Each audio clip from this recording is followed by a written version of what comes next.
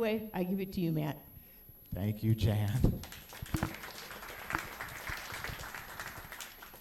And I want to welcome you guys. It's been a long 3 years since we've had this summit, so it's nice to see a lot of you back in the room. Poker's changed. It's changed in the last 3 years. We had this thing scheduled, multiple times. We were lucky enough to have Paul Campbell, Sean McCormick, and the Poker Go Studio, Maury Escandani, Hall of Famer, put this room for us together. So please give Paul and his staff a big round of applause.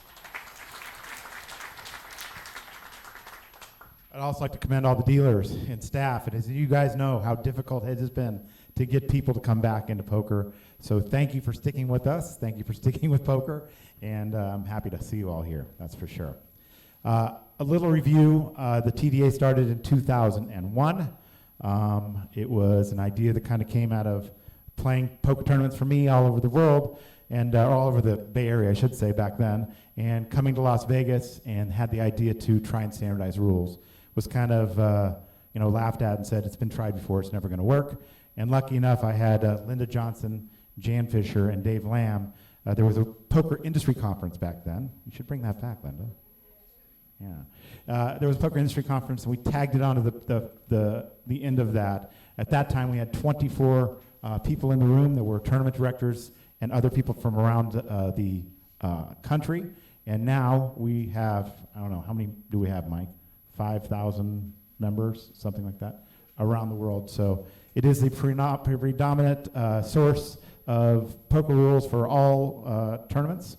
It's used at the World Series of Poker, the World Poker Tour, EPTs, and basically anywhere where you find a big tournament, the TDA is used. So it's because of you guys why we're able to do that. The way the TDA has always worked is that we bring everybody in here, we discuss the rules. If we can get a super majority, maybe 90, 95%, to agree on a rule, we will try and push that final 5, 10% over to get everybody to use the same rule. There are some things that get held back because of local policies or somebody just can't agree on something, but we'll still try to get that super majority for anything that we do.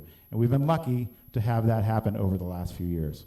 I'm going to now go through some of these slides.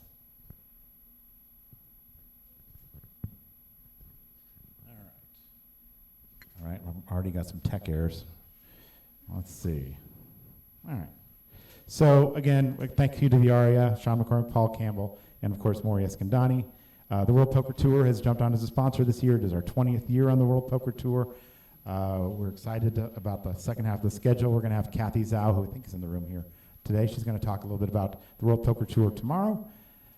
We have Poker Atlas as a new sponsor, and if you guys haven't seen Poker Atlas, you're going to see it today. Justin Hammer is going to give a presentation on that, and it is a very, very good system. If you have not seen it yet, make sure you check out Justin's presentation today. Also, Card Player Cruises made a sponsorship donation, and they've also brought in the volunteers. Give a round of applause for the volunteers that are here today. Thank you, Card Player Cruises. All right, now I'm going to introduce the board. I'll start off with Jack Effel, who's not here. Obviously, he's got a little something going on down the street today, so he's a little busy, but he has sent his support, and he's going to try and stop in over the next couple days. Linda Johnson is back. Give her a round of applause, Linda.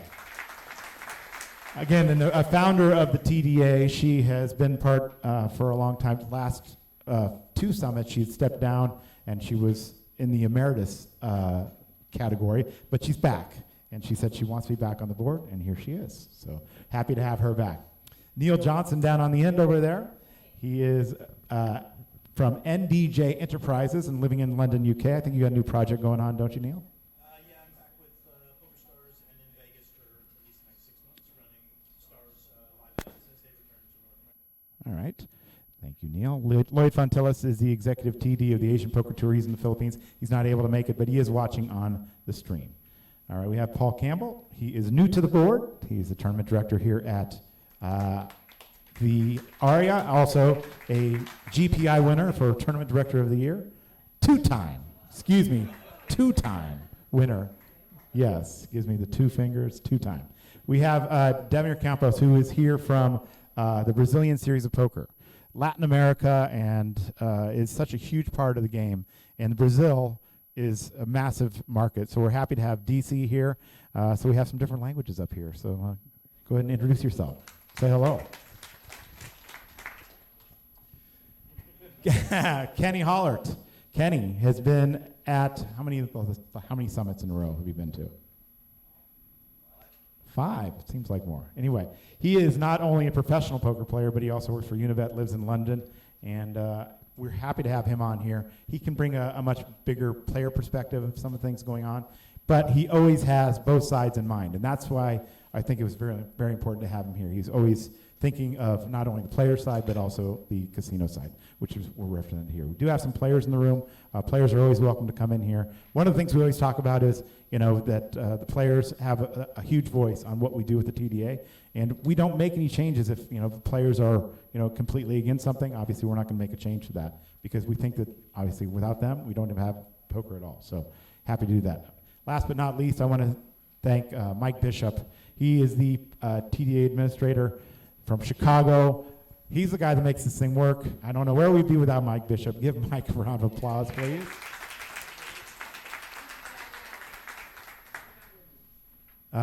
Johnny Grooms just sent a message. He said he has stepped down because he's moved into different areas. Also, Tab Duchateau has moved into different things. And then, of course, Jan Fisher is in the room right now. She is one of the original board members. Jan, we're happy to have you here. All right, so let's get into it. A lot of things to talk about this year. Obviously, the world has changed. We're not going to talk about gas prices. We're not going to talk about COVID. We're not going to talk about any of those things. But the first thing I'd like to talk about is banning face coverings. So we're going to ban all face coverings in the TDA. We have a vote. No, okay, that's not gonna fly. Face coverings are here to stay now, as you guys know. Fell right into that. Okay, we're not going to do that. All right, so let's get into it with our call to order here. In your bags, we have notepads and pens and water. Unfortunately, we weren't able to bring in coffee and whatever, so if you guys, we're going to have plenty of breaks. We're going to have a lunch break today, but we're going to start off with this very key thing that I put up on Twitter. I've been talking a lot about it. I don't know if you guys follow what's been going on, but apparently last week there was an issue with a player that took a photo of another player's phone while he was playing. And it wasn't in a hand, but the player had a chart up, okay? And charts, apparently, according to Paul, have been around for 10 years? 10 years, okay. I've never looked at one, to be honest, but I did this week because it was all the rage about people saying that the chart should not be allowed at the table. Now, obviously, we're at a position with technology in our world that we are never going to take phones off the table. If anybody feels like we can, I would love to hear about it, but I don't think that we have reached that point. Linda?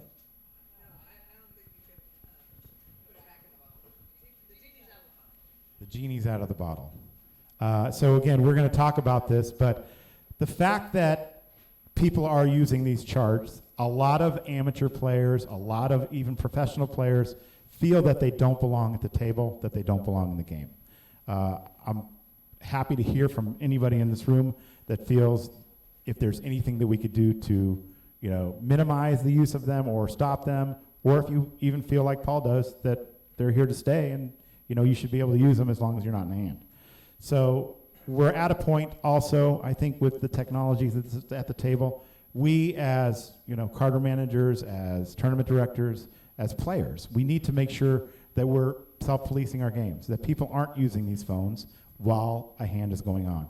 I know that a lot of this has gotten more lax over the last few years, but I think that we are the people that need to make sure that these things go back kind of to where we have it in our rules. Our current Rule 5 reads, players may not talk on the phone at the table, ringtones, music, images, videos, etc. should not be disturbing others. Betting apps and charts are not to be used by players with live hands.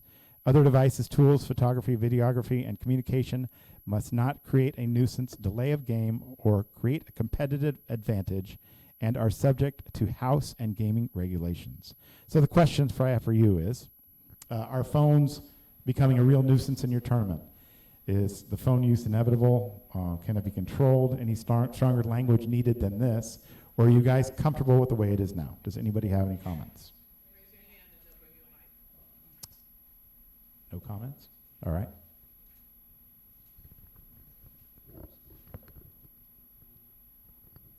Well, yeah, I'm Paul from St. John's, Newfoundland. Are you allowed to use physical paper charts at a table, in a hand, or not in a hand? The way the rule reads is that you are not to use them while you're in a hand. Similar to you not to be anything that can distract you from actual gameplay, you're not supposed to be doing when the hand's out there. So if that's the case, then why would you be allowed to use an electronic one? You're not allowed to use it. Yeah. Not during the play Yeah. of the hand. But if you're saying that, well, it's inevitable and people should be able to do it if they're not interfering or whatever, then yeah, not during a hand, Yeah. between hands. We're talking about between hands. even between hands, can you use a paper one? Yes. Okay. We had a discussion about this, and the reason that, a lot of players are saying it's cheating to use a chart, but the chart is accessible to anybody who wants it, and because of that reason, we don't feel like it should be, we don't feel like it's cheating, we don't feel like it should be not allowed, but obviously during the play of a hand, you got to make sure that they're not using those materials, either handwritten or technical. Yeah, basically, when we were talking last night, oh, sorry, Kenny, did you want to go? There's kind of, if I remember right, there's three components. One is everybody can have these. It's not the greatest argument, but it is, everybody can have access to these if they want them. Another is an example I gave in Europe. For, I want to say like 4 or 5 events, we had a rule for a number of reasons. We were trying to prevent all use of like electronic devices during the hand. So players were instructed to keep it face down on the rail or set it off the table. It turned our dealers into phone police. They were like, I'm sorry, I can't give you the card until you put your phone away. The dealers hated it and hated us. And the players hated the dealers for making them do. And then you had to make sure you had enough tray tables because they had to put their phone aside and stuff. If you don't, I don't see a situation where you can police what's on the phone. Because if someone turns and says, oh, hey, I saw it, and the guy, he might have seen a picture of it on Twitter, and he's scrolling, and now you really want to bring a floor person over and be like, and are we going to be in a position where I'm like, sir, hand me your phone. I need to see what's on it. I don't think we want to go there in any way, shape, or form, to be fair. And also, we are at a point in our lives now in which we have electronic devices, not just the phones, but we have smartwatches, and you can put away your phone, but you have your smartwatch on your wrist, and you don't know what kind of information there is. So you cannot completely get rid of all electronic devices, but you can maybe rewrite the rule, because when this rule was added, smartphones were not around. So you may not talk on the phone, you may not use an electronic device while in a hand, while playing a hand. And, the final one was, it's so situational. You had Jack 10 of diamonds in the hijack facing a 3-bet. Was it push fold? Well, okay, you're going to check the chart after you folded to see if you did it right, but that situation's not coming around again. Maybe, in a live tournament, how many hands do you see in a thing? Like, I get it online, and it is an issue online, but that was the third one that we talked about last night. Hi, Ross here from Poker Palace in Australia. I deal quite a lot, and trying to police players with the phones at the table is horrendous. It is horrendous. But where do you stop? They have earpieces, they have smartwatches. You can't tell somebody to take a smartwatch off the table. And it's very easy to look at a chart on a smartwatch as in comparison to a mobile phone. Now, I would love a world where there is no electronic devices at the table, because it would make our job a hell of a lot easier. You're not having to tell people the action's on you, the action's on you, the action's on you. But as you say, where does it stop?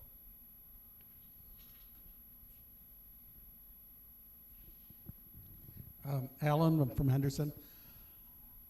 Just for a comparison in another sport, if you will, I run a lot of chess tournaments. And the chess community has gone to the extreme.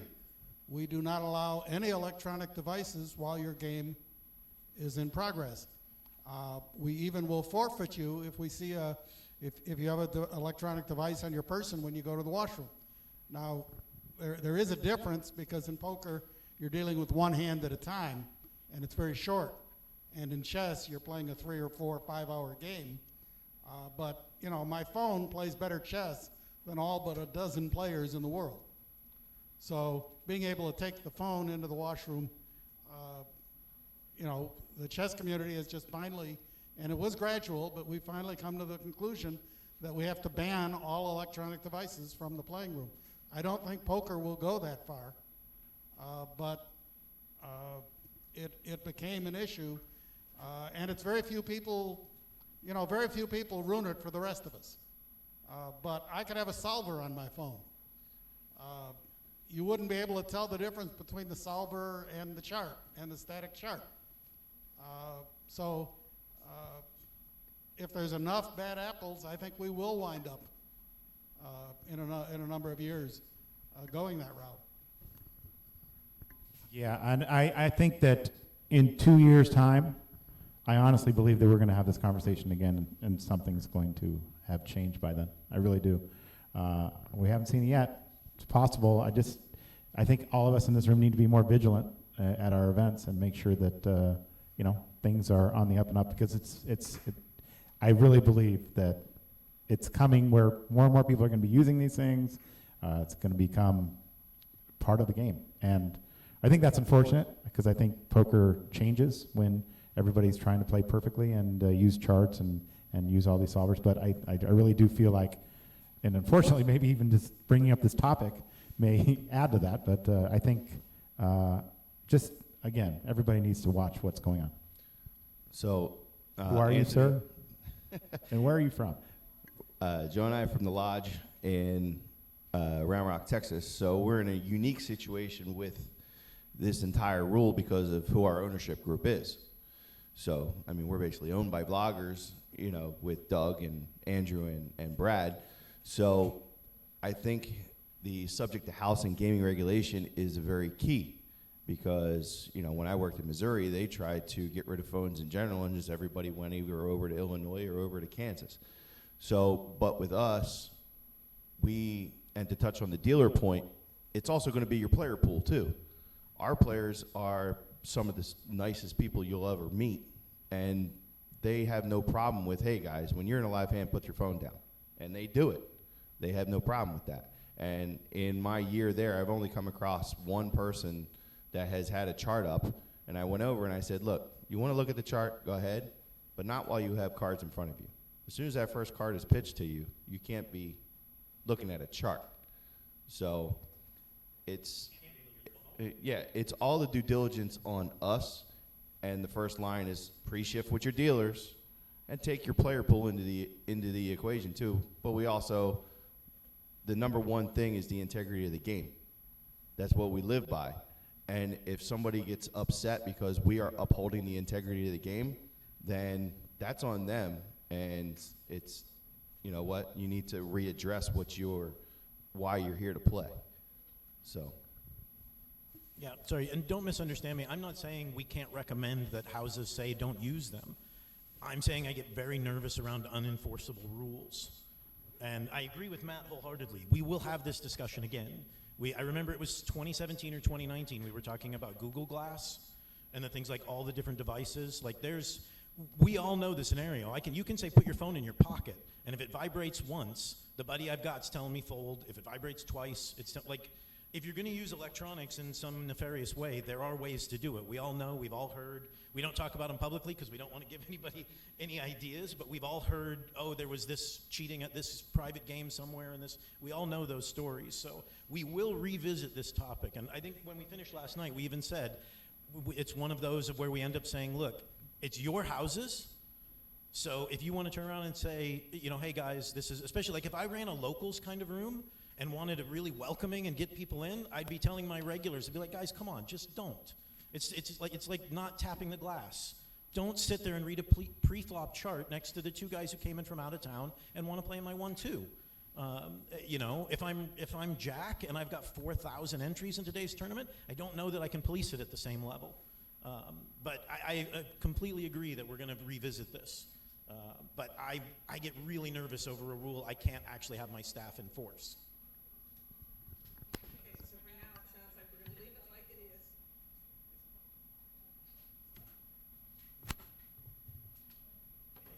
is. Leave it like it is, and whatever you want to do in your own house regarding tightening it up, loosening it up, whatever, that's up to you. I think we just need to be more stricter with enforcing the rule while players are in the hand that no electronic devices, that not the use of electronic devices is allowed. That would be already solve the issue, or like take away pretty much all of the risk. And as said before, during, like in between hands, we can't interfere with the privacy of what people are doing on their phone, so it will be impossible for us to police anyway, but while players have a live hand, they should be off their electronic devices. And like Matt said, I think we all agree that it's unfortunate that poker's come to this point where they are using the charts, but the charts are here. They are here to stay. Everyone has access to them. And it would be, any way of trying to monitor that would be an absolutely unenforceable rule. It would be an unenforceable rule. Anytime you put a rule that you literally can't enforce, all you're doing is you're going to be penalizing the honest players, and you're letting the players who don't follow the rules anyway get away with it. So by saying there's no charts at the table, that's great to say in theory, but it doesn't work. We're not going to look at your phone. We're not going to have the dealers look at your phone. I don't want other players looking at other players' phones to see what they're looking at. Everyone has access to these charts. I asked Kenny yesterday. Kenny obviously plays at higher levels than anyone on this board. How much of an advantage do you feel these charts are? And as a player, when you know that a player is looking at your chart, does that bother you? Do you actually like that they're playing by, a predetermined set of rules that you can more easily adjust to? How much of an advantage do you feel that these players using a chart for a pre-flop push or fold decision gives them? I think the advantage is still relatively minimal that they're getting from it, because poker is not only a pre-flop game. If I'm, as an experienced player, play versus somebody I know that's following a chart, it's actually a little bit helpful because I know exactly what range of hands he has versus somebody that's inexperienced who might have a completely different range of hands that he's playing indeed. So in that sense, the advantage is pretty minimal, and there's still so many different scenarios that can come up. You might have an idea what sort of hands you will be playing, but if there's already a raise in front of you, or there's a 3-bet, or there's a raise and a call, or a limp, like the optimal ranges are already completely changing as well. And like in the tournament, ranges, like the optimal ranges, change on a constant basis, and they're depending on what the payouts are, what part of the tournament we're in, what the other chip stacks are. Like there's so many variables that it's a bit of a guideline, but it's not complete science anyway. So in that sense, I think if somebody uses a chart to have a little bit of an idea what he's playing, I don't think that's an issue. But of course, once the hand starts, he shouldn't be able to look at it anymore, and go with whatever experience he has at that point. Hello, Ray from Asian Poker Tour and Hong Kong Poker Players Association. So I play and work extensively in Asia, and I've been on a vacation here playing a little tournament over at Bally's in Paris. So I would like to bring a slightly different angle to look at this about electronic device. It is partly the product of the pace of the game in the present time. I'll be the first to admit, like between hands, I absolutely look at my phone very extensively because the pace of the game is getting slower and slower. Especially like one of the worst thing, like no one pointed out so far, is not even like using the phone during a hand. It's rather like that. They were using the phone while the cards are being pitched, and was their turn, the dealer has to say, "Sir, it's your sir, ma'am, it's your turn," and they take, I don't know, like another 5 seconds to finish up their last message and put it down, and finally look at their cards and act. That's like, let's say 5 seconds times, well, I mean, for the past month, I play a lot of 10-handed poker, unfortunately. So 5 times 10 is 50 seconds, which is Also, like, I think one of the later slide we're talking about, what's the expectation for a length of a hand? I no longer think it's 2 minutes. That's a very ridiculous expectation anymore. So I think that's a very. I think I agree with the sentiment that many of these rules regarding electronic devices and RTA, real-time assistance, are completely unenforceable. But I implore everyone to think about maybe we try to deal with the cost. How can we? I don't want to say speed up the game. That kind of like pushing players, but like rather like how do we make the pace more? I don't know, brisk and enjoyable for players so that like they're not desperate to look at their phone between hands. We're going to get to that. We're going to get to that at some point. Yes, we're definitely going to talk about the pace of play for the game as well. Matt, sorry, one thing real quick. I think that's actually really cool that in like 3 of our first commentators, we had Canada, Australia, and Asia. Like, thank you everybody for coming out. That was I just noticed like 3 of our first commenters are that's really impressive. Texas too. That's, I could make a comment about Texas being a different country, but I have relatives there, so I can't. So I'm reading comments that are coming in, and one from on the Facebook link said, "Rules are useless unless enforced. Revisit the warnings. TD discretion. Rare you find a first-time tournament player at your table. Players are savvy and seasoned, yet so many times I see intentional rule violations met with a warning. A week later, same violator, same violation, same warning." That is a little bit of what I want to talk about. Just basically, make sure that we're following up on if there's constant violators of these rules, that they're handled more harshly. I think that that's not a difficult stretch. And say, you were warned yesterday, but today you get another warning. I think that that's wrong. I think we need to figure out a way to, not make a list like they once did at the World Series, but make sure that your floor staff is aware if you have somebody that's violating these rules constantly. Matt, it was a coincidence those chips were only almost the same color.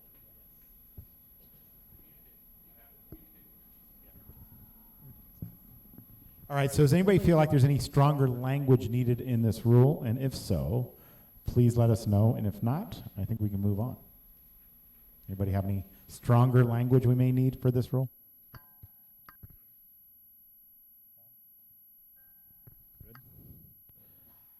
All right. Matt, last issue on that. Should any change be made to the penalty rule? That's Rule 71. You have that in your black and white handout. 71 does not specifically mention abusive use of phone or charts. Should that be added, or is it implied that it's there?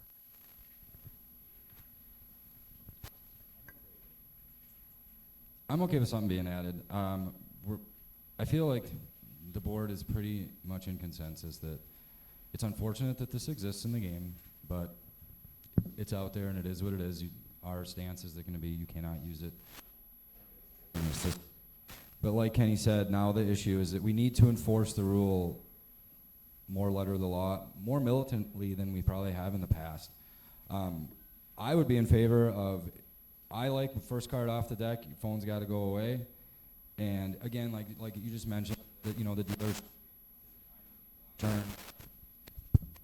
I won't even let them get to the turn. If they're on the phone and they're dealing cards, their hand's dead. Their hand's dead. The integrity of their hand has already been compromised because they're on the phone. Their integrity of their hand has already been compromised because they're on the phone as the cards are being pitched. I just kill their hand.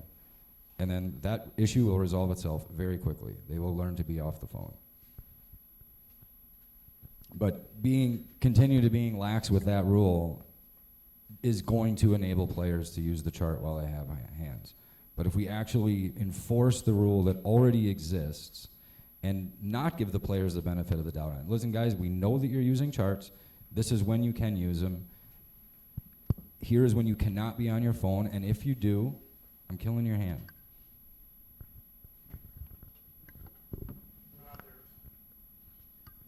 Who out there is killing hands, still killing hands for phones, besides Paul? Anybody killing hands?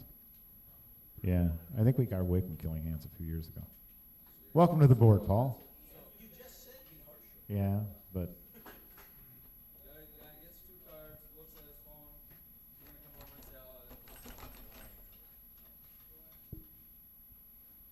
Okay. Okay.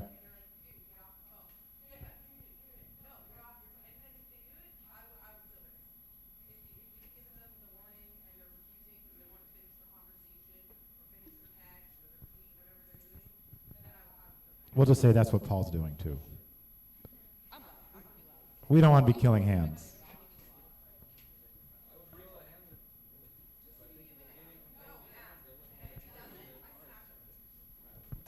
Okay.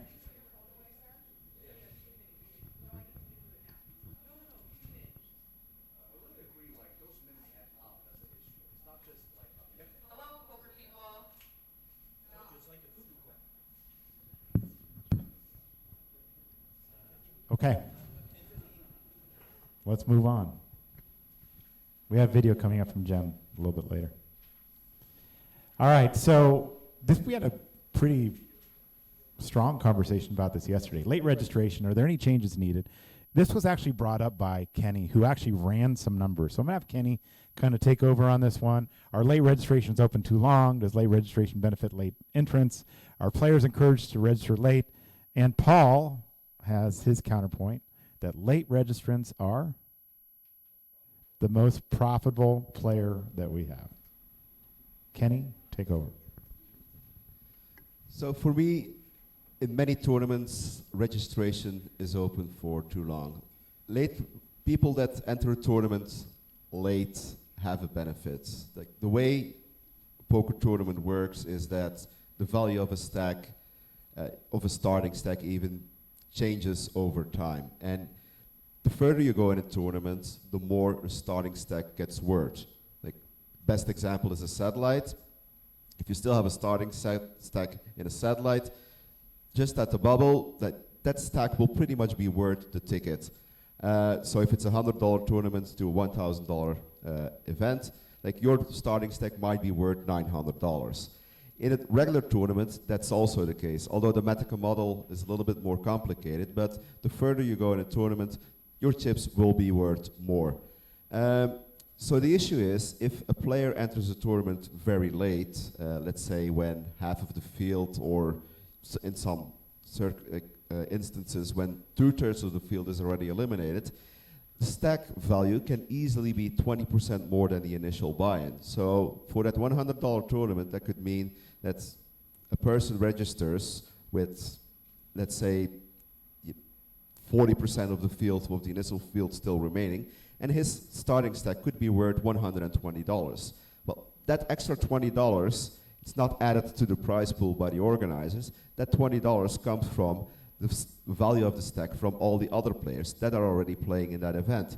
So every time a late entrant, like somebody that late registers a tournament, he actually penalizes all the players that are already playing in the event and already have gathered some chips. So they lose the value of their stack, and that's a very unfair advantage that a lot of these players are getting. And I see a lot of organizers saying, yeah, but it's fine if we have late entry open. Like you see, like we closed registration at 8 p.m. and we had 100 people signing up at 8 p.m. Well, the main reason like a lot of people come up is that because a lot of people are actually aware of that concept. So they could literally just lay on the couch, wait until registration is about to close, and then head over to the casino and play their tournament.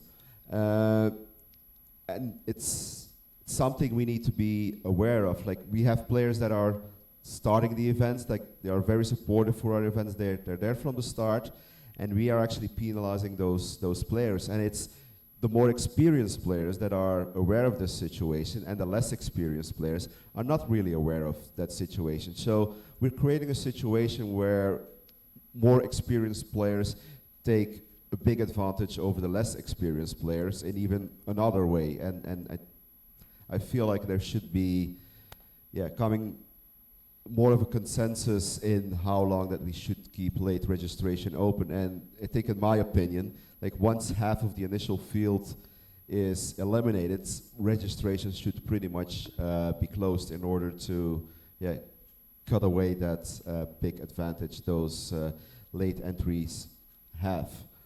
On the other hand, there's a but from an organizer point of view, and Paul has something to say about that. And I do understand that as well. So I agree with Kenny 100%. So I do feel that a lot of tournaments allow registration too late into the event, where you're getting too close to ICM implications, and these players have immediate equity buying into the tournament. And again, if one player is gaining equity, they're taking it from other players.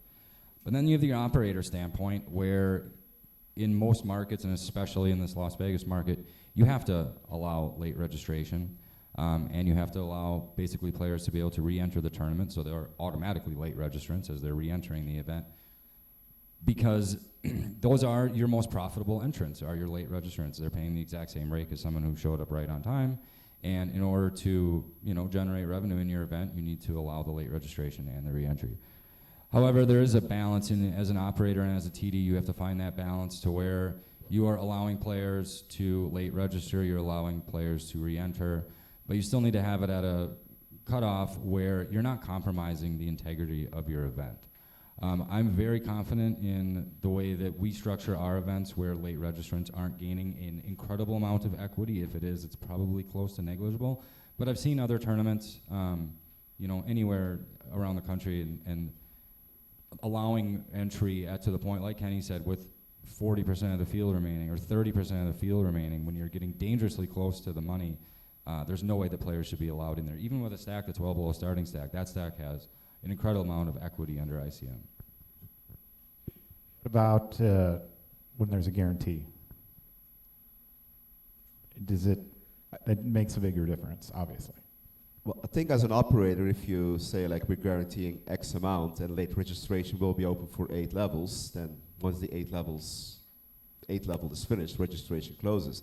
If you're short of your guarantee, that's sorry for you as an operator, but you shouldn't allow late registration longer open to make sure you hit your guarantee. That's the calculated risk you took at the start of the event, and now you have to deal with it. Like, it would be very unfair to the people that made the decision to play this event, because they say, well, this is the guarantee. I know late registration will be open for 8 levels. That's why I'm playing. And basically, you're changing the whole structure of your event. So under no circumstances you should make any changes to late registration if you're short of a guaranteed prize pool.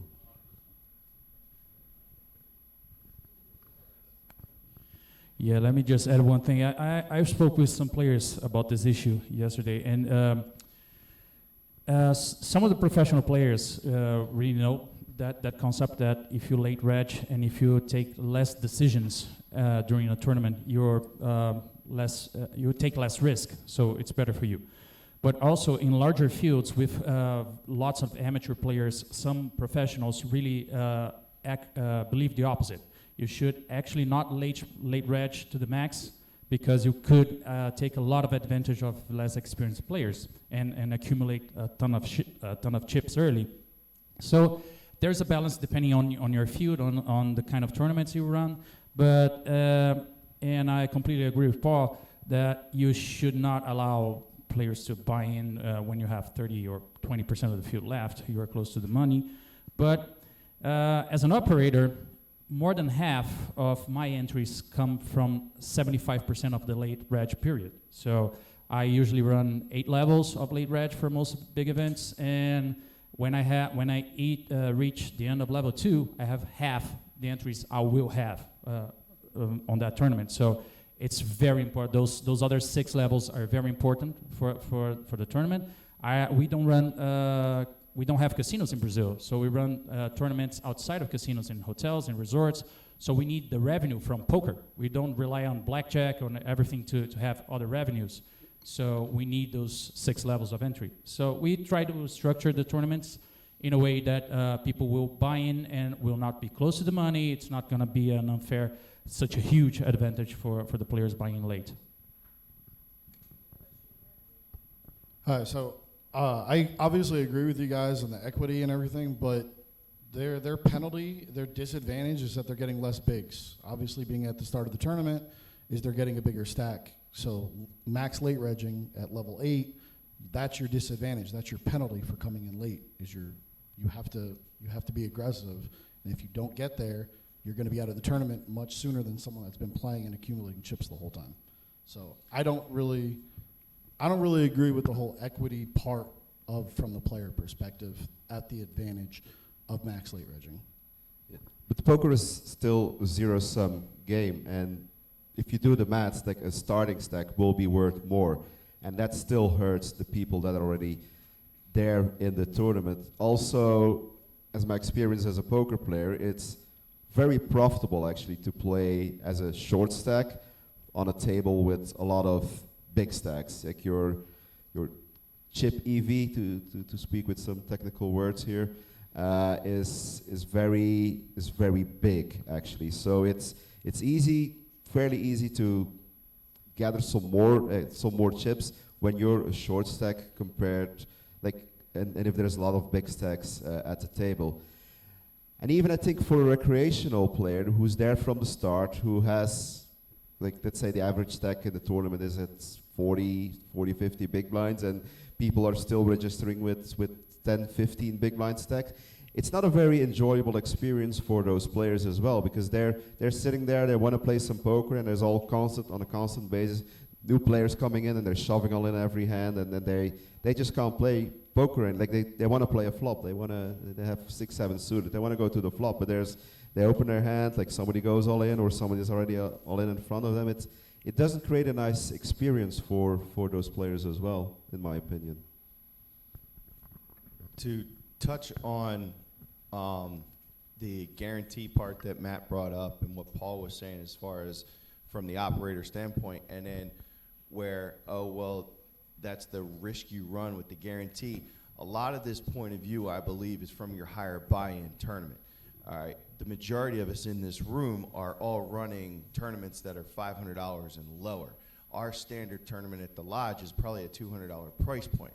So we're going to have some of the bigger guarantees on that lower buy-in to where we need registration open longer, because we just ran a series and we missed by $600,000 over the course of the series.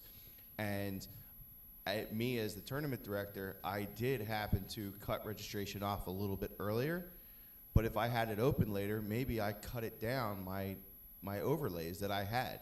$600,000 is kind of a big number to operators. So, it can actually put a lot of people out of business. Fortunately, it didn't put us out of business, but that could really, we're not trying to put people out of business by closing registration. We need those people to be able to come in. So, and as I 100% ICM implications to the higher buy-in tournaments, that can definitely be cut off. Leaving registration open a little bit longer for the lower buy-in, the mid-stakes, players just love it. We have we call it a Texas free roll, but yeah, we get a bunch of players that do max late reg because they're able to come in right at the break, that we cut it off for $215, get 100K in chips, and here we go. And we wind up with, on a free roll, a $40,000 prize pool. So it generates bigger prize pools, so it's actually beneficial for the rec player, and for the higher buy-in tournaments, absolutely. I 100% agree that there's no need to actually put a guarantee on it. They're going to come in, they're going to play. You can cut it off at the 2-hour mark, the 3-level, 4-level registration point. But for the smaller buy-in that like the bigger guarantee, for the operator, you could put people out of business if you say, well, we're only going to have registration open for 2 hours. Well, guarantees are going to have to come down. Players may not be coming, so it's going to ultimately hurt across the board if we say registration is only going to be this point, because some people don't come for a smaller guarantee for a $500 buy-in. So, I mean, it's the days of, 2000 when there was no guarantee on anything is long gone. They come for small buy-in, big guarantee, which means, sorry guys, registration has to be open. Yeah, to be clear, I don't think anyone's advocating. I think Kenny just wanted the information out there. Like to your point, sir, about the disadvantages of late regging. I would counter that a little bit by the fact that your queens weren't snapped by ace 3 in level 2 like somebody else. Like you're not if there was no advantage to coming in when 50% of the field was already eliminated, then it wouldn't have been instigated by every pro on the planet. Oh, you're right. It's all the pros who wanted the late reg for a various number of reasons. But I understand all the guarantees and all that stuff, and I agree. If I put a $300 million guarantee on, I'll run late reg as long as I need to. Someone I used to work with, Mike Ward, when he was running Foxwoods, he said his registration was set to traffic in Connecticut because he had to let his people get off work and get to his tournament. So everyone's going to kind of do. But the reality is Kenny's numbers aren't wrong, and he's right unequivocally in the math of how this plays out. But this, to something Linda said at the very beginning, sadly, this is a genie that we let out of the bottle. This was, and players argued for it, but tournament operators did it. We're the ones who allowed late reg to go into day 2. Some people into day 3. If you're Mo, you do it into the money. I love Mo, but but we did this, and now it's kind of our consequences to deal with it, for better or for worse. All right, so we're not advocating that you change anything than what you're doing. We're not saying anything. But the way that I wanted this summit to work is that we had certain areas that we were going to talk about things that are in our industry and to bring them up, and Kenny had a point about that. He's got a lot of great things he's going to be bringing up tomorrow, so hopefully you guys will be coming back tomorrow as well. But I think we can move on from this. If you have another comment, Kenny, you can close it up. No, not really, but as I said as well, the medical model applies to all buy-ins, whether it's a big buy-in or a $100 with a big guarantee. I think as an organizer, you take the risk by putting up a big guarantee, and some of these smaller prize pools, these smaller buy-in events with a large prize pool can be very attractive to recreational players, but for some people, that $200 might be their main event of the year as well, so you don't want to penalize those players as well, just as you don't want to penalize somebody that's going to play a $2,000 main event.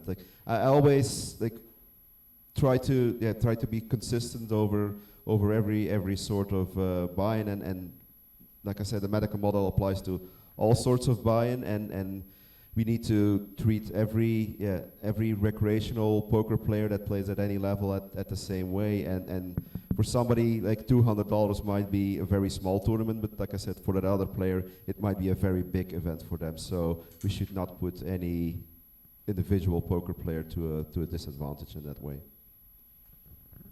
Justin. As soon as I get a mic, Matt's ready to move on to the next topic. Who are you and where you're from? Justin Hammer, currently at MGM, across the street. I live in Texas. Texas free roll, by the way, for people who don't know, it means it's not free. Just for anyone who doesn't know. This is, by the way, Kenny is way too smart for this stuff. But this gets dangerously close to me for us, telling players strategy and how they should play. This is one of the things, I've been in discussions on Twitter where people basically say, hey, you guys are having a meeting with all of the TDA summits. You should teach fill-in-the-blank casino how to be better at customer service. And it's that's not what we're here for. We are still competitive. We are trying to set a standardized set of rules so that you know what to expect when you go into a casino. And this type of discussion, when Kenny says it's unfair or it penalizes or whatever, I always disagree with those words because unfair means it is applied differently to different people, and it's applied the same to everyone here. And I tell professionals all the time, there is no inherent obligation for a casino to ensure that a tournament is profitable. That you can go in here and you can make a living off of this tournament. That is not our obligation. Our obligation is to be profitable. It's just in order to do that, you typically have to run tournaments that are profitable for other people. Those two things are not required. It's just they typically go hand in hand. I think the same is true for recreational players. There is no need for us to ensure that they have the exact same advantages or whatever as someone who knows what they're doing. If you have to run a tournament that requires registration super long and there's an inherent advantage to showing up late, and you know that because you're a pro, I don't think it's our obligation to make sure that doesn't exist. It's just something that's going to exist. Sometimes recreational players are going to have a disadvantage because they don't have as much knowledge as a pro. Sometimes the pros, that's how they make a living. They understand the rules, the structures, the math that Kenny's going over. That's why he's so good at poker. They understand that thing. They understand those things better, and they get an advantage from it. So I think it's good that he brings it up so that you know it, so that you can factor it in. But ultimately, the difference in your structures is what's going to make people want to play there. If it does penalize them, as he says, then people are eventually going to stop playing it, and you're going to have to stop doing it anyway, or you just have to figure out what brings in the most people, the most players, and makes it the most profitable for your house, and sometimes that involves giving people this inherent advantage by knowing that they can show up late. Basically, I think it's fine to do it if you need to hit the guarantees, or for poor Anthony to miss by like 500,000 instead of 600,000.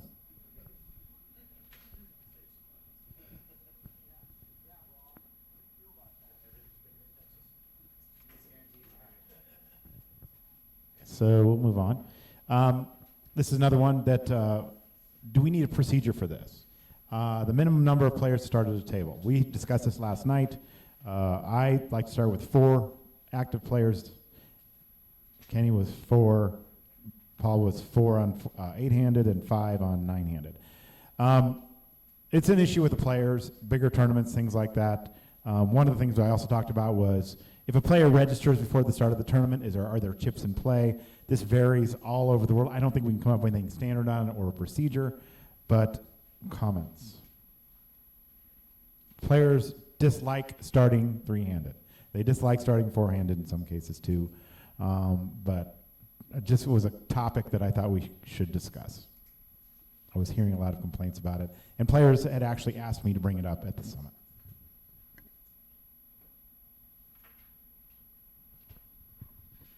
I'm starting tournaments with at least 4 players at a table, assuming it's a full ring tournament with at least 8 seats at the table.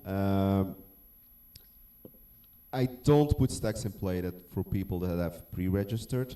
That also makes sure that my total amount of chips in play will always be correct, because sometimes pre-registered players will resign from the event, like they will not end up showing. So if I might just otherwise put out a stack that will never be taken. And I think somebody registering, let's say the tournament starts at noon, 5 before noon,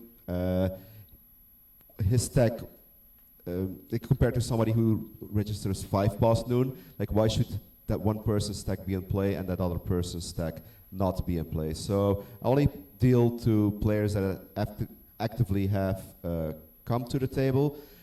Once the tournament just started, I keep a close eye on all the tables to make sure that all of my seats rather fill up quickly, so that I have at least 6 to 7 players as quickly as I can at all my tables, and then open tables accordingly if needed. But I definitely try that.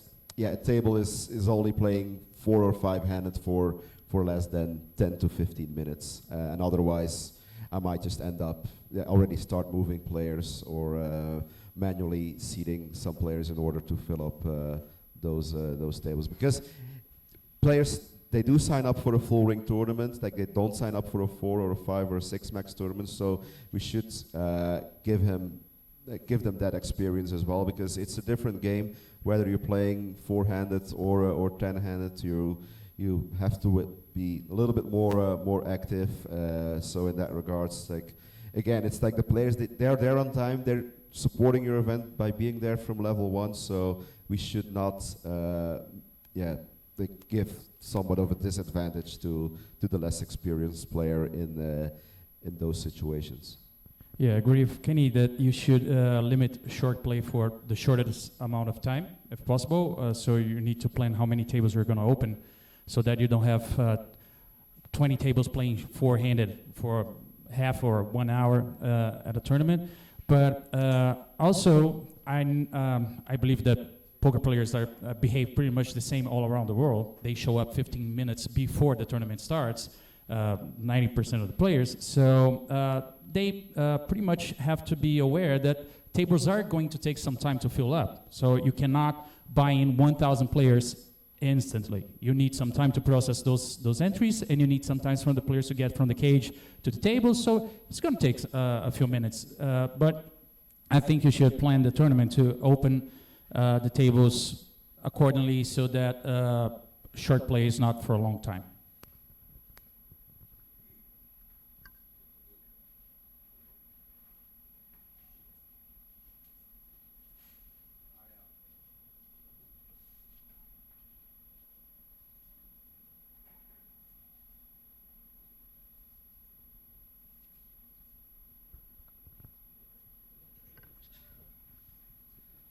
Hi, Kevin Casino from the Gardens Casino, Los Angeles, another country as well, California.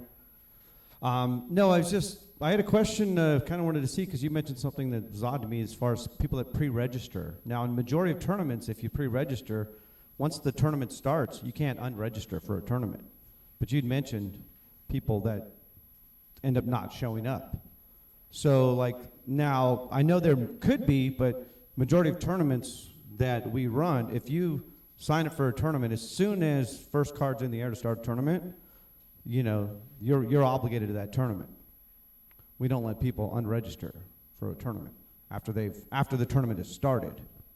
So are you everybody else doing I think this? it's a little bit more of a European thing to an extent, as far as because they're not putting stacks out until the player gets there and goes and takes their seat, then they haven't actually entered the tournament yet. I mean, yes, they did pay in the tournaments, but a lot of it, from an EPT perspective, like we might run 70 tournaments in 10 days, and so the guy, he registered on PokerStars a month ago to play the 2K, but now he's in day 2 of the one from the day before, and he forgets, and but he's never picked up his stack, so he'll come along and he's on break, he'll be like, oh, you know, damn, I forgot to do this. Can you guys take me out of it? And you just take him out of it. I think it's more like a kind of player-friendly thing, and also it's hinged on the fact that we don't put the stacks out until the player takes. That's like an agreement they came with to the players. I want to say like 10 years ago or something, because it was a question of when do you put your stacks out, when do you do. So I know there's a couple of exceptions Toby's made, but I'll be honest, I've only been back to Stars for a couple of months, and I'm in America, not Europe anymore, so I don't want to speak for Toby too clearly on that. But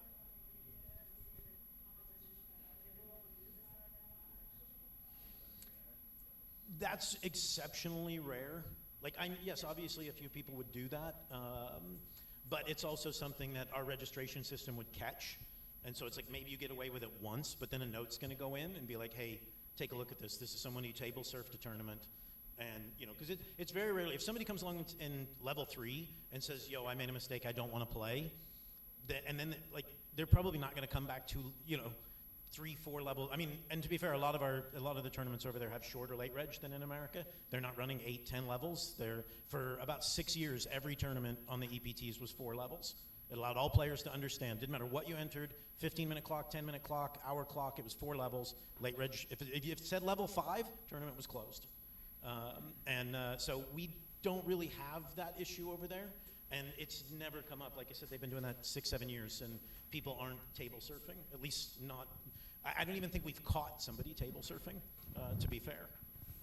I think it might only be an issue in probably $5,000 plus events or something. Like, I don't think in any other event somebody would deliberately like try to unregister and move towards another table. Like that's not. I haven't heard or seen any issues. We've had with a lot those of things. we've had a lot of issues on that, just because people see their table draw. I don't want to play with that player, or I don't want to play with these guys, or they will try to unregister for a tournament. You know, even after we're like, if you unregister for the tournament, we're not going to let you register later for this tournament. So as soon as you say you're going to unregister for this tournament, you're not allowed to play. You're not allowed to late reg. You're not allowed to play in this event. I guess I'll play in this tournament. Or they don't play. But I was curious as far as hands, who puts starting stacks out for pre-register before you start a tournament? I mean, if they've pre-registered, we put all starting stacks out, and we make sure we don't, and we're dealing in those stacks. So, just curious. So how many don't put stacks out? Only put deal to live stacks? Or like, yeah. Yeah. I want to say, just now, the quick fix to the table serving or table selection problem, the quick and easy solution was just literally just mentioned, right?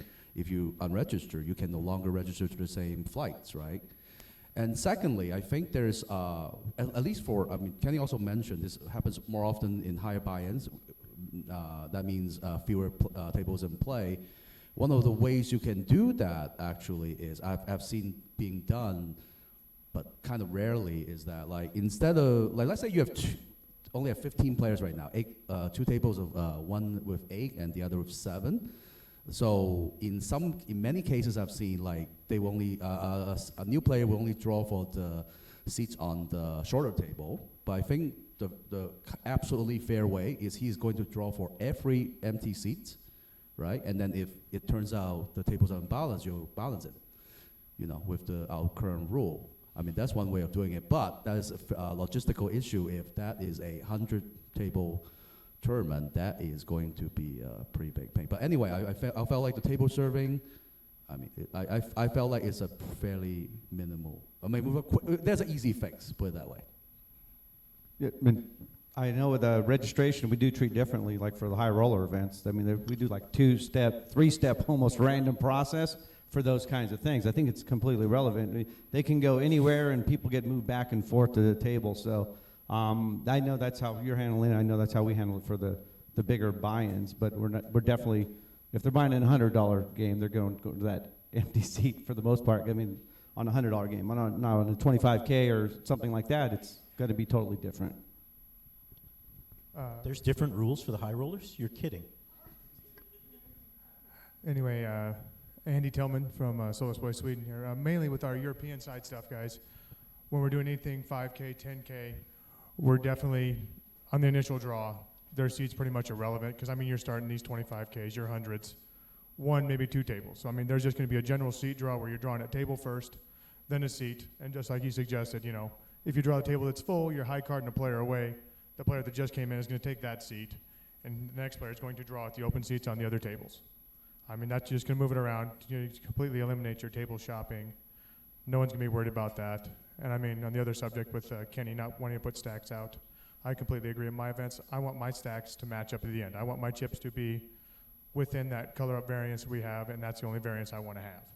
I don't want to have value added. I don't want to have extra chips going in that I pull out, and my stacks don't match up. My numbers don't match up. I don't want added value in there for any player in the tournament, as far as we can. So if I don't introduce those until we have 3 players, 4 players, wherever we're going to suggest starting with, that makes it so much better for everybody in the end. As far as starting with number of players, that's so hard to judge field size-wise. I mean, it's easier to control 4, 5, or 6 when you're doing 10 or 15 tables.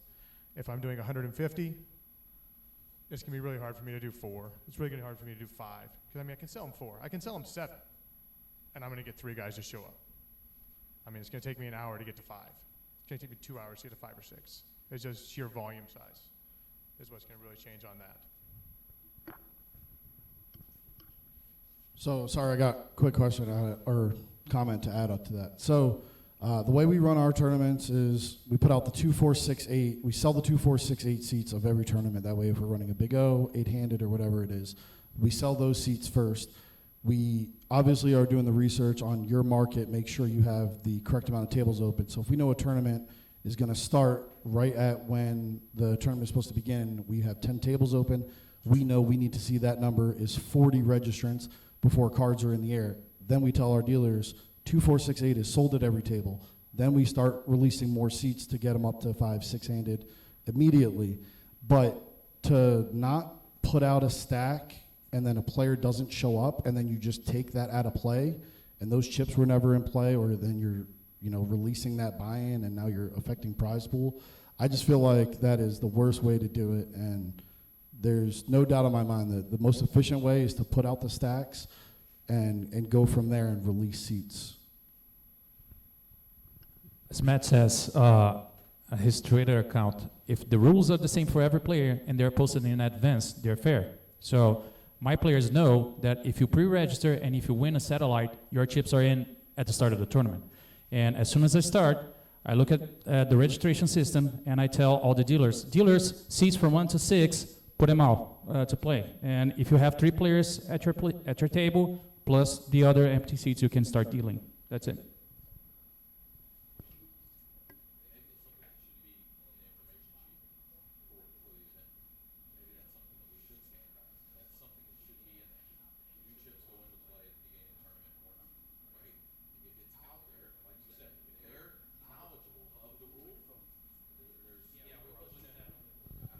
For anybody who couldn't hear him, he was saying maybe that's something should be added to all our structure sheets, is whether or not your chips go into play at the start of play if you've pre-registered the event, which is a very good point if it should be added to the structure sheets of your house.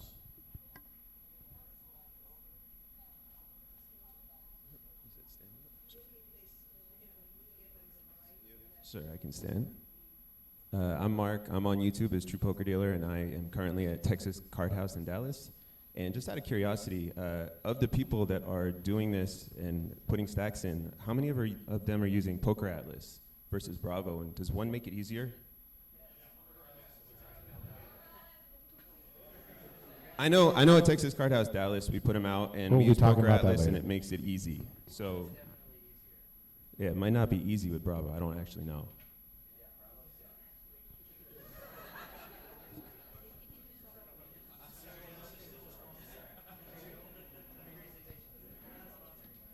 When you're speaking, we'd appreciate if you'd stand up so we can see who's speaking, please.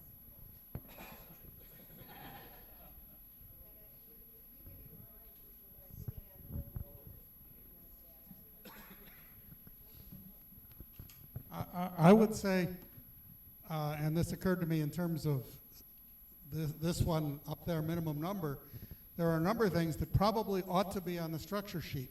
And I don't know if this should be mandated, but for example, it would not be unreasonable to say that in the TDA that the structure sheet must say what the minimum number of players is to start a table. If it doesn't say, then the minimum is 4, or something of that nature. Similarly, the question of whether the stacks are put out. Personally, I find a tournament where late registration is allowed and the person who registers on time and gets stuck on traffic loses 4 orbits of chips. That's doubly unfair to the player who registered on time. But again, I see the pros and cons of both. But again, if it's on the structure sheet, then I know. If I register in advance, I'm taking that risk. He brings up a really good point. This is one of the things that went into our decision is the people who come and play on time. Like, I get Paul's comment on the profitability from an operator standpoint of the late reg player. The people who start your tournament, those are the people we should be rewarding. And the people who've bought in and told you, oh, I'm coming and I want to be there, and they're going to be 5 minutes late or half an hour late. Why are they the ones who lose chips? Because they weren't able to get there on time. But the guy who decides, so the guy who pays the 10 grand and is an hour late at the World Series main because of traffic, he loses chips, but Phil Hellmuth gets a full stack when he's done making his entrance. That doesn't seem right in my equation to my customers. I'd rather that person, the person who gave me money, before, so I knew, okay, look, I'm already at 200 people. I'm already close to my guarantee. That guy's giving me money. He wasn't able to make it on time, and now he loses 200 chips or 300. I know it's not a lot of chips. It's level 1, but in my experience, they come in and they're like, well, this kind of sucks. And then they'll say, well, then tomorrow I'm not going to pre-reg that tournament. I'll buy in when I show up. And now I have another person in my late reg queue. I have another person. So I don't know, it's one of those things of like, Justin made a joke at me for first card off the deck. It's one of those things in Europe where I'm not saying we want to bring it to America, because every time I try to bring something over here, I get yelled at. So it's working fine over there.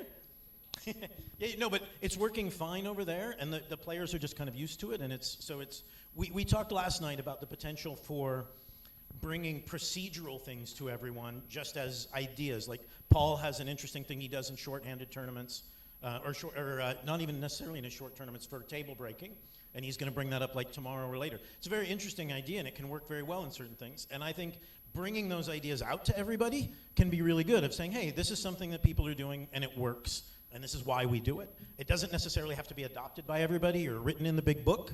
It's just an idea for people to look at. So, just to comment on what you said, Neil. I did make the comment that late registration is your most profitable entrant, but I also agree with you that the people who start the event should get some concessions. If we didn't have an event kicked off, we couldn't even have late registration. Like, we have to have players who start the tournament. But we put stacks in play right away. Pre-purchase stacks go in play. Satellite winners are in play from the beginning. And I try to start my tables at least half full, like Matt said. An 8-handed event, I'll do 4, and 9-handed 5. This summer, my God, we've been kicking off 9-handed, right, Candace? I'm always hesitant, though, about using the term player-friendly rule. It's a player-friendly rule to just put their stack in when they get here if they're 10 minutes late. Yeah, it's player-friendly to that player, but it's certainly not player-friendly to the other 3 players who are now playing shorthanded, because we decide that we're going to make this player-friendly rule for one player, and now we're inconveniencing other players. I would just prefer that they all operate under the same set of rules. I think player friendly, we say player friendly, but it's literally one player that we're being friendly to, and other players are paying the price for it because we're trying to make concessions for that one player. Yeah, to be clear though, and apologize because I missed the very beginning of your thing. When I say, like, if Kevin is pre-regged and I'm saying his stack isn't going out, we haven't given him a seat.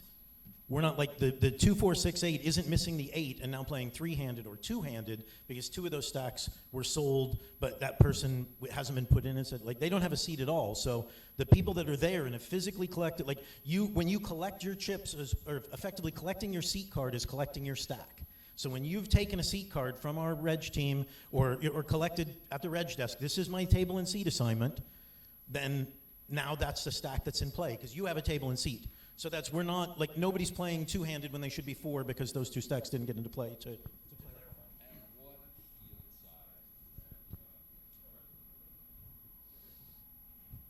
It's not labor intensive for us. Like, the only stacks that are going out are people who have a table and seat card. So it's the same as was said back there. Like, our reg system is selling 2, 4, 6, 8 or 1, 3, 5, 7 or whatever, depending on the tournament.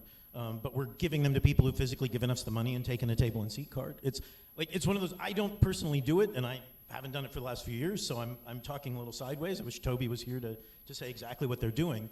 But it's one of those things that it's worked for 9, 10 years. I don't have any issues, not even with the high rollers, and obviously that's where usually that's the first squeaky wheel. So if there was a problem, I'd have heard about it from the high rollers over there and the super high rollers. So it's just something that works for us, and it's player friendly for the. I can't speak to what they do with super satellite winners. I don't know if they're, like, given a table and seat. I don't think they are, because again, we want as many people to enter as possible. So it just feels more player friendly to us. Well, let me ask you one thing, just to clarify. The registration system that you have, then you have 2 different processes. One is receiving the money, and the other one is issuing the seat. So at most systems, you have the same process going at once, receiving the money and issuing the seat. So that's probably where it becomes labor intensive, as Paul was asking. Ours is a little different as well in the fact that the vast majority of our pre-reg is done on stars.com. Like, these are people who are using the client to buy in, so they're not interacting with the physical cage at the tournament. And remember, like everybody here, we all have different unique circumstances. Some of you are running quarterlies and monthlies and dailies. We're dropping in, the 3-ring circus for 15 days in a hotel, running it in and running it back out again. So the situations can be quite different. If I was running a B&M for 365, I might have a different system because I might want to, I might want to do something different. I'm simply stating that's how they're doing it, but it's a relatively unique animal. Like even most WPTs and obviously World Series and Circuit and stuff, they're run through established casino properties for the most part, except when they go international. Whereas EPT, very rarely, they'll have a casino partner, but operationally, we have our own TD, we have our own dealing staff, we have our own cage, security people, like all of that stuff. So it is a little unique versus what you guys might be experiencing in your property. Hi everybody. Jesse Hollander, Best Bet Jacksonville. Obviously, we need people to start at the beginning of the tournament or we can't start the tournament. So we need to encourage people to show up on time rather than encourage people to late reg. We have to have late reg for obviously various reasons. Not necessarily into day 2, not a big fan of that, but maybe we should start charging people extra for late registration, not re-entries. Just late registration. We already do this they do it here for the high rollers. You don't get charged juice when you show up on time, only for the late reg and re-entries in that case. But maybe if we charge them a little extra to re-enter, or not re-enter, excuse me, for late reg, it'll encourage more people to show up on time. Then we have less issues with starting short. We start 4-handed and we do put stacks down at the table. We're playing 8-handed though. We never went back to 9-handed. We keep all our cash games 8-handed, so we also keep all the tournaments 8-handed, which is a little bit of a problem logistically, but I don't want people to realize that, hey, they're playing tournaments 9-handed. Why can't we do that in cash games? So we're 8-handed.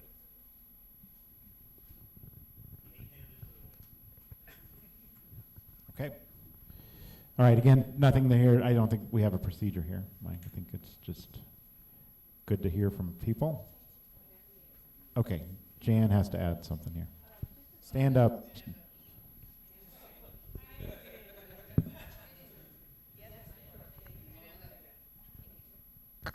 I'm just, something we used to do and got away from when people came late is taking off some of the antes off their stack. If we're trying to reward people for coming on time and penalize people for coming late, maybe there should be a set amount, you know, number of blinds or antes or openers or something. Just to, that might be a way to, it'd be tough, but might be a way to work it.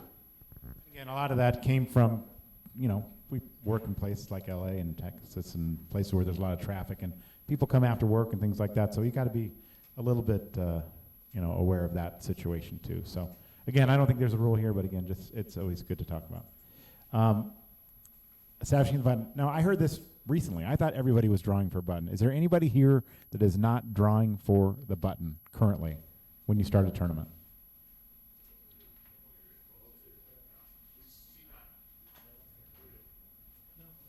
One here. And the reason is? We used to, everybody used to do it that way back in the day.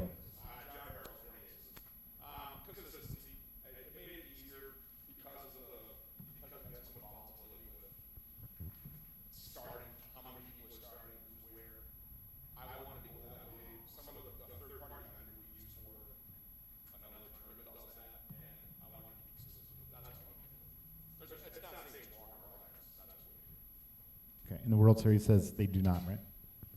One of the problems with that, let's say you have special needs, you know, maybe you need to sit in the, you're 6'10" and you need to sit in the 8 seat, or you need to sit in the middle seat, so you're never going to have, you know, the blind first, and that could be an advantage, disadvantage, so.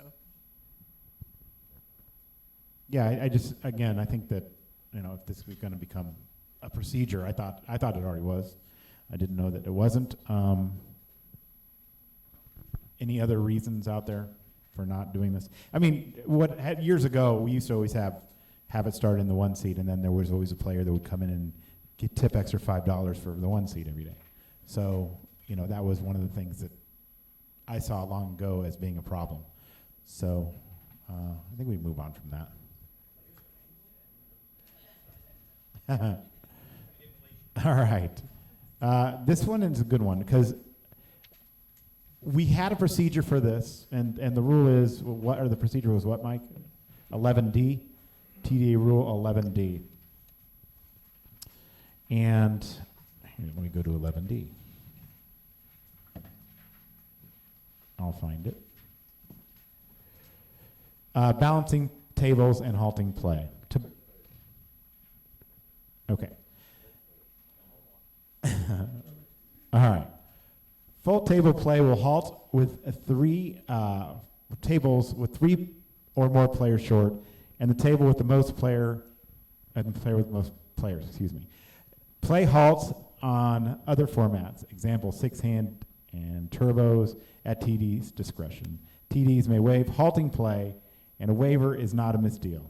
As an event progresses, the TD's discretion tables may be more tightly balanced. Who, right now, if there's a table that's 6 and a table that's 9, is stopping that 6-handed table by a show of hands?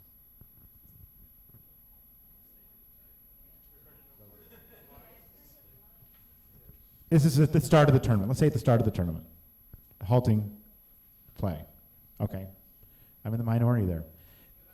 I would like to know what some of the other people are doing. We've heard some things. We talked about it last night. It's an issue for a couple of reasons, because now everybody seems to be doing it differently. And as I thought everybody was doing it by stopping play. But Kenny, go ahead. For me, when a table is 3 players short, the play on that table can continue until the big blind hits an open spot. And in the meantime, I will be balancing players into that table, or a player into that table.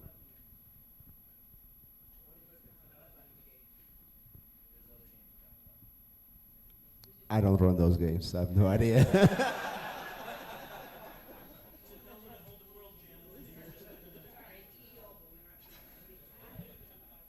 This seems to be like a player-friendly thing. We're going to get into some more things that are considered player-friendly but may not be technically correct. We talked about last night.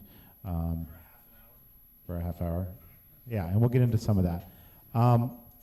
Any other, I mean, I like that. I like that table will continue to deal, because I don't think you go to that table that's 9-handed, now they're in a hand and they wait, now they lose a player, now you got to go to the next table that has 9. So the table that's 6 is just continually sitting there. I can live with what Kenny's saying here. I'd like to know what some of the other people are doing out there. Maybe I can add, like, if it's the very beginning of a tournament, like, while registration is still open, we're on level 1, seats are getting filled. If one table is 6-handed, one table might already be 9-handed.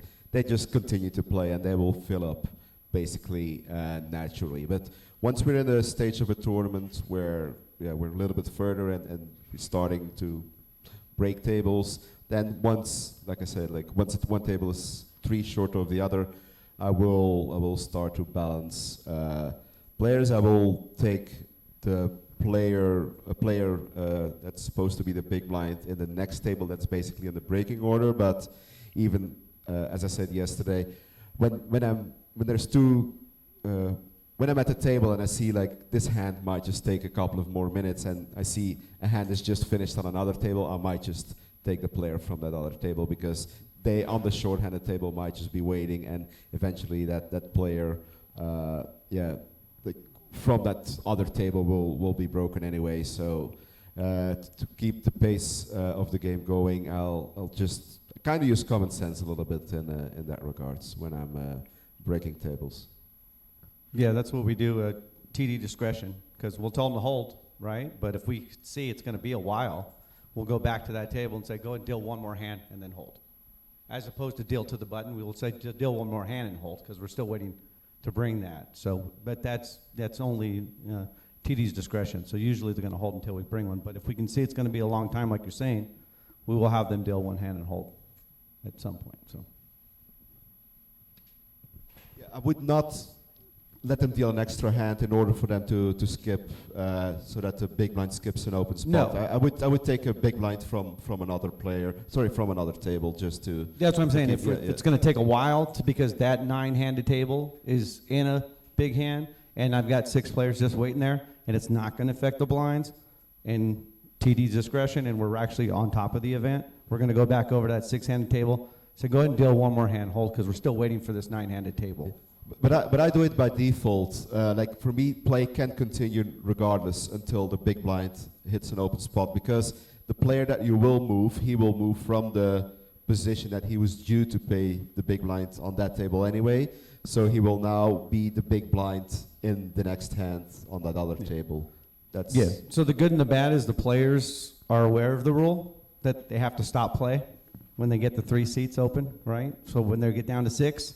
They already know the TDA rule, which is actually kind of nice in a way, because the players know you can't deal right now. Deal or don't deal. They're calling the floor over. Hey, you got to stop. Yeah, that's my issue with the way that I've been hearing that it's been going, is that we have something in here that says, that we're going to halt with 3 players short, but we're not doing it. And so I would like to rectify that in some way. Well, for me, the dealers, they should call the floor when they're 3 players short, and then the floor will say deal 1, 2, or stop play, and until at least the 7th player comes to the table. That's the procedure that I'm using. As you guys all know that run tournaments out there, it is the first thing you hear when they lose a player. Hey, we're 3 short, or hey, we're 2 short, or even hey, we lost a player, we need another player, that type of thing. That is a common thing you hear when you're running an event. So at APT, we follow the rules to the T. Honestly, I think the current rule is written perfectly, in my opinion.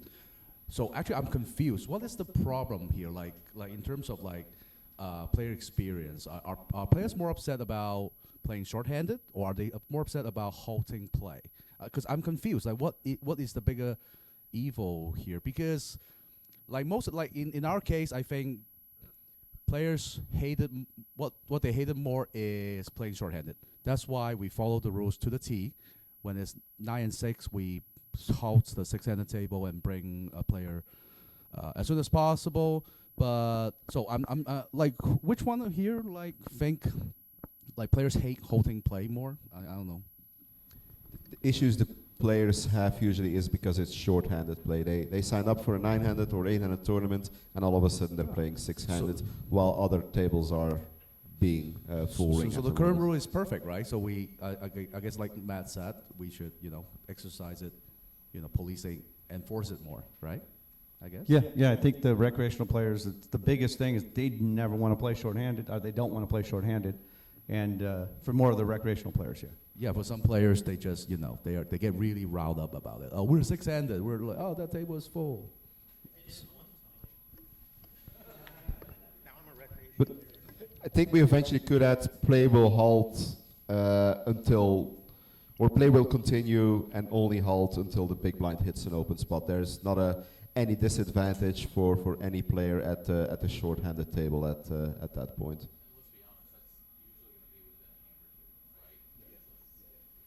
It's usually maximum, like being able to play 2 more hands is already a rare occasion if there's 2 open seats at a table. Yeah, but the way the rule is written, it already gives that discretion to the TD. TD may waive halting play, and you can talk to the table and say, hey, play until the big blind reaches the open spot. I just think, again, we want to have things that people are following, and if they're not following it, I'd rather just take it out or make some kind of accommodation to where everybody's doing it more of the same way. That way people can look at the rules and say, hey, this is the way it's supposed to be, and they're doing it by what it says. And right now, people are not doing it by what it says. That's my issue with it. I mean, I run mine the same way Kenny does. We run it to the big blind, but every time I come to the table when we're down 3 or 4 or et cetera, where we're at in that stage of the tournament, I explain to the table that, hey guys, we're gonna play 1 more hand, we're playing 2 more hands. Don't let the dealer pass this open seat. Do not deal this hand past here. And to this day, I've never had anyone have a problem with that. After I've explained to them, guys, it's not gonna affect the blinds. You need the same guy in the same seat here. You guys are gonna play 1 or 2 more hands. We'll keep you guys moving. Bring your player right now. We'll put him right there. You guys will hold up when you have to. And again, that's with a single big. If it's single big's okay.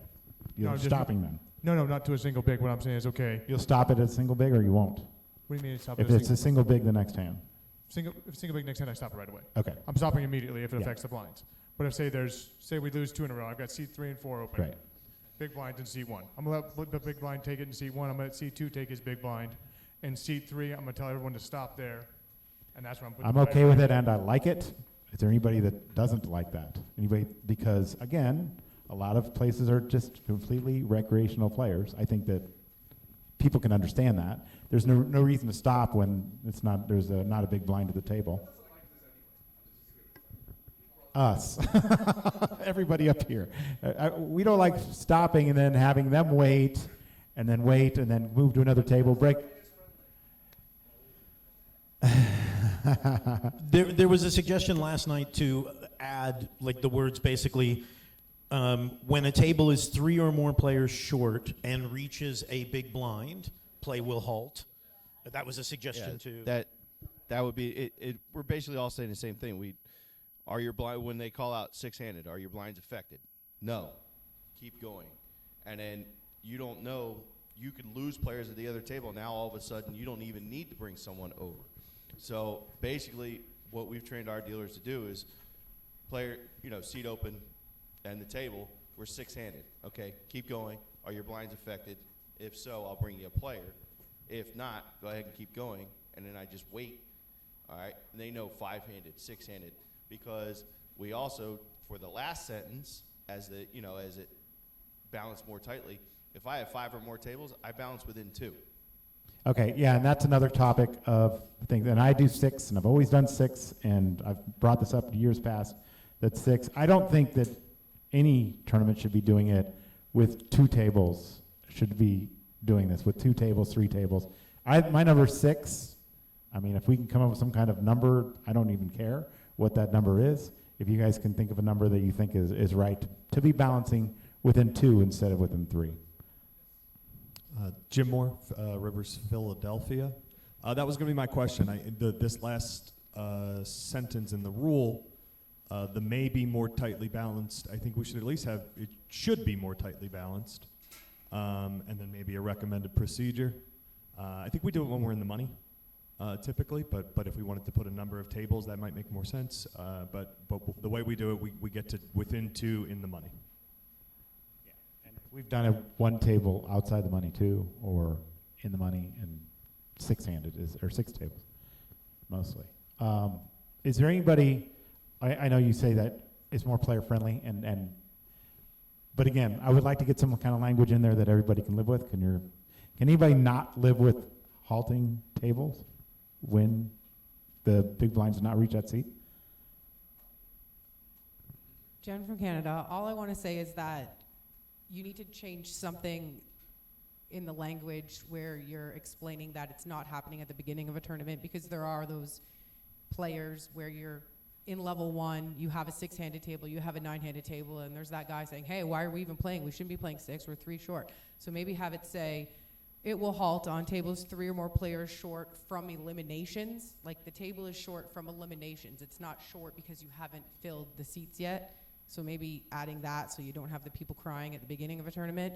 Also, more about crying. The people that are crying because you have halted play, there are people crying on that. The people with the short stacks and watching the blind ticker just tick and tick and tick, and holy crap, like I need to get my blind in before the blind goes up, but I'm just sitting here not playing because I have a short stack. So those are also people who are going to cry about table halting. Not everybody cares, but that is one little disadvantage to the short stacks. Not really, because the dealer should already prepare the deck while they wait for the other player to come, and since they started to riffle, that hand should still be played at the previous level.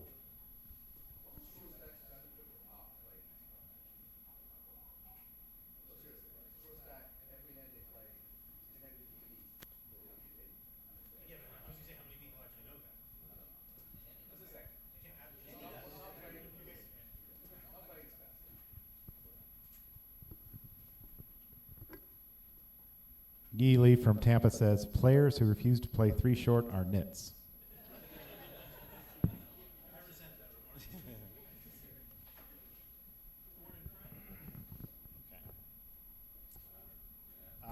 So, is anybody in the room opposed to adding that language to this procedure? Anybody opposed? That we will, I don't even know how we're going to say it. Neil said it best, I think. When a table is 3 short and reaches a big blind, when a table is 3 short from eliminations and reaches a big blind, play will halt.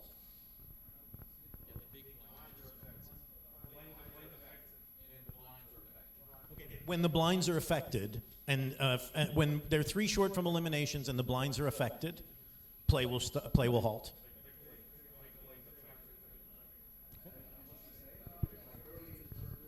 Yeah, well, that's what I'm saying, from eliminations. So you can't be complaining if you're playing 6-handed in level 1 and someone's playing 9-handed. Registration might close on day 3. Before we put the verbiage in for that rule, I think we need to discuss what we were talking about last night about a single big blind. So there's a rule, 11A, balancing tables and halting play. To balance and flop in mixed games, the player to be big blind next moves to the worst position, including single big blind if available, even if that means the seat is big blind twice. That means you can balance a table. Player loses the big blind, you'd have an open seat. There's no small blind, you'd have a single big blind. You bring a player in, they assume that single big blind, and then you freeze the button. Kenny and I are not a fan of that rule at all. They think a seat should not be able to receive the big blind twice, or the player should not have the button twice. The question is, who paid the big blind? If Candace here just paid the big blind in seat 1, and she went broke, and the next hand comes, did Candace pay that big blind, or did the seat 1, pay the big blind, and so now it needs to be in seat 2 under any circumstance? Did I summarize that right, guys?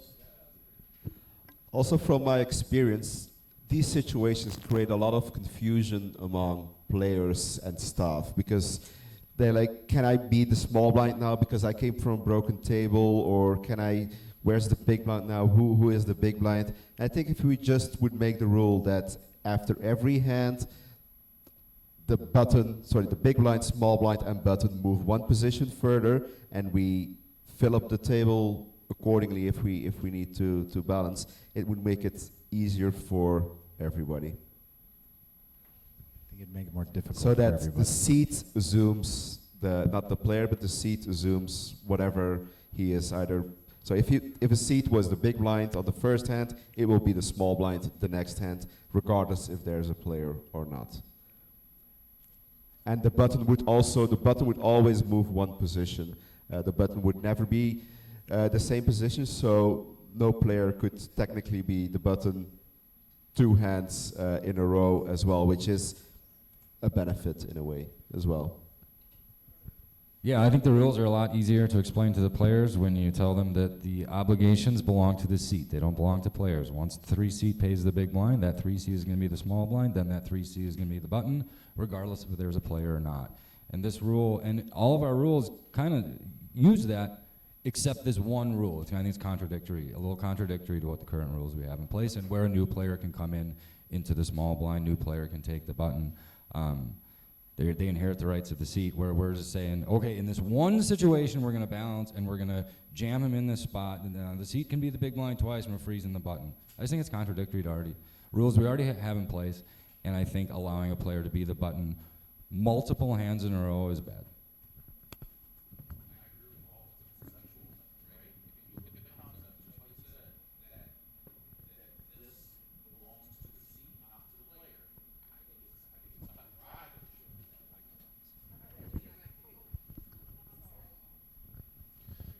Mike Williams from Bellagio. I agree with Paul in this situation. It is a. Candace always tries to talk over me.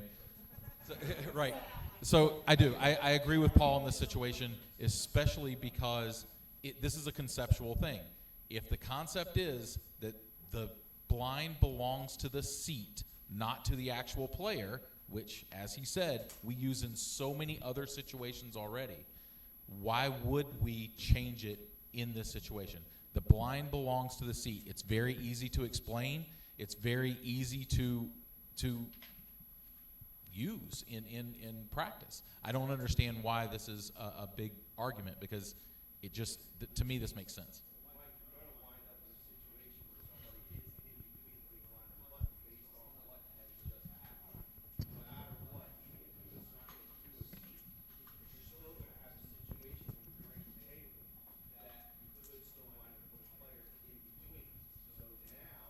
It's not as much an issue when we break tables. I do this working for Paul. This is the way we do it. Yeah, when we break tables, it's not an issue, but when we're balancing, it is. So let's say I'm in let's see if I can explain it right. If I'm in the 8 seat, the 7 seat is already open. The button is in seat 6. Okay. I was the small blind. Well, let's see. I'm trying to figure out how to explain it.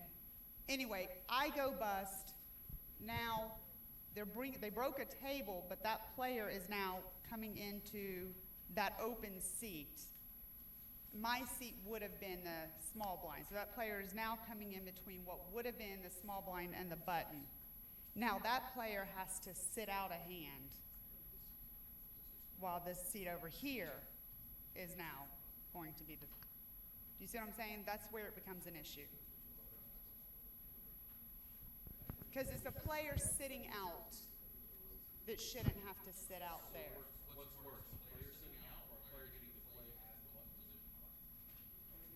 position? Well, but that button, even, they're still in button position. They're still in button position. It doesn't matter.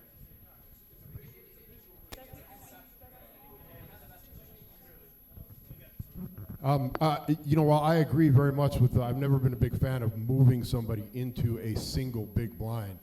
But to be clear, we're still going to have situations where a player gets the button twice no matter what. We're not going to go to a forward-moving button and then be placing the small blind on the button and stuff like that. So it's still going to happen. It's just one piece that we're going to get rid of. And I agree with what Paul and Kenny are saying. But to be clear, if you lose both blinds, you're only going to have one big blind, and somebody is still going to get the button twice, no matter what. Yeah.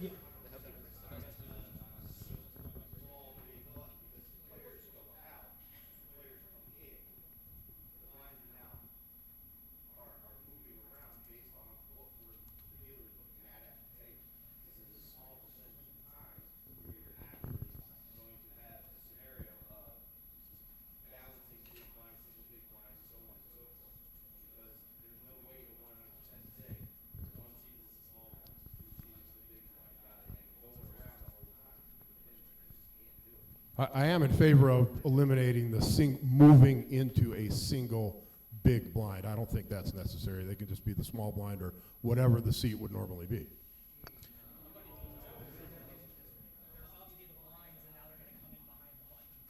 Well, that's true. You can't do that. Then they got to wait. But you can't have a forward moving button is what I'm saying. Just don't confuse the things of not being able to have the button twice and not having a single big blind. I mean, mainly I think we're arguing semantics here. Whether we move this button forward or not, our responsibility when we move that big blind player is to put him in the big blind as soon as possible. Yes. If we move him forward, we're actually rewarding him by giving him extra free hands. It should be on us, not in the rules, to explain to the table why this man's going to be a single big blind and the fact that, fine, this button's not physically going to move. But if we moved it forward the next hand to that open seat and we assign this to the seat, he's still going to have the big blind twice. Whoever this player is going to have it on this hand, where this guy's single big blind or not. If we don't fill it, it's going to be small, big, over here, whatever. This open seat's going to have the button. He's going to be the last active player. He's going to have that button twice. So, I mean, that's more of a visual versus an actual. I mean, our job should be to put that player into the big blind as soon as possible, because if not, then our rule is now rewarding a table balance, where this guy's picking up 2, 3, 4, 6 hands if the next open seat's behind.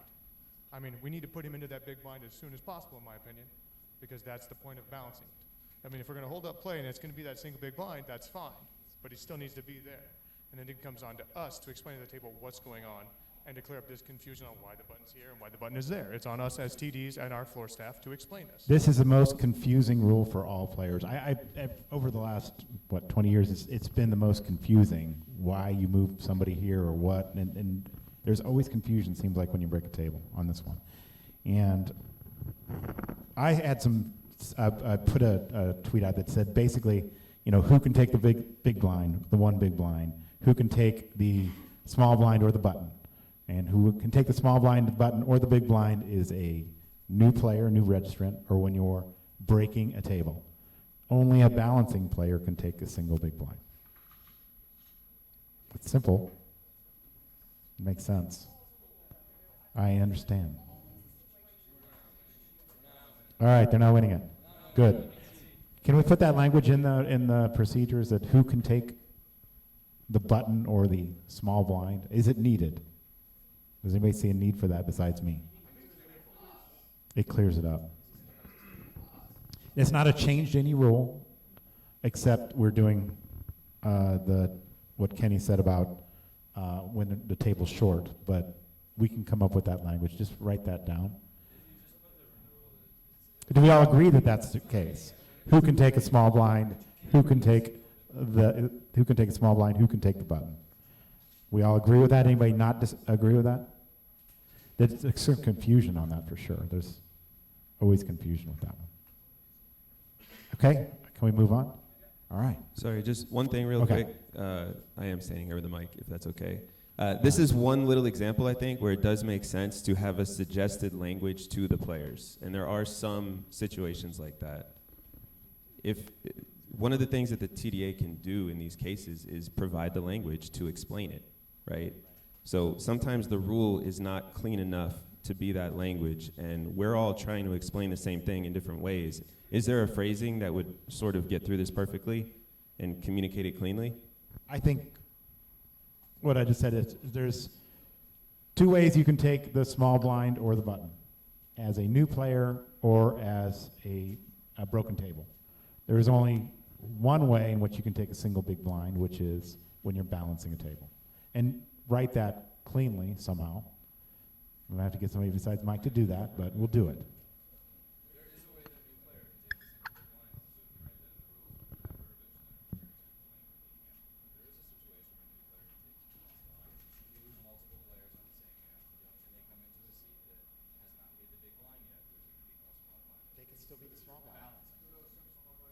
They can be the small blind.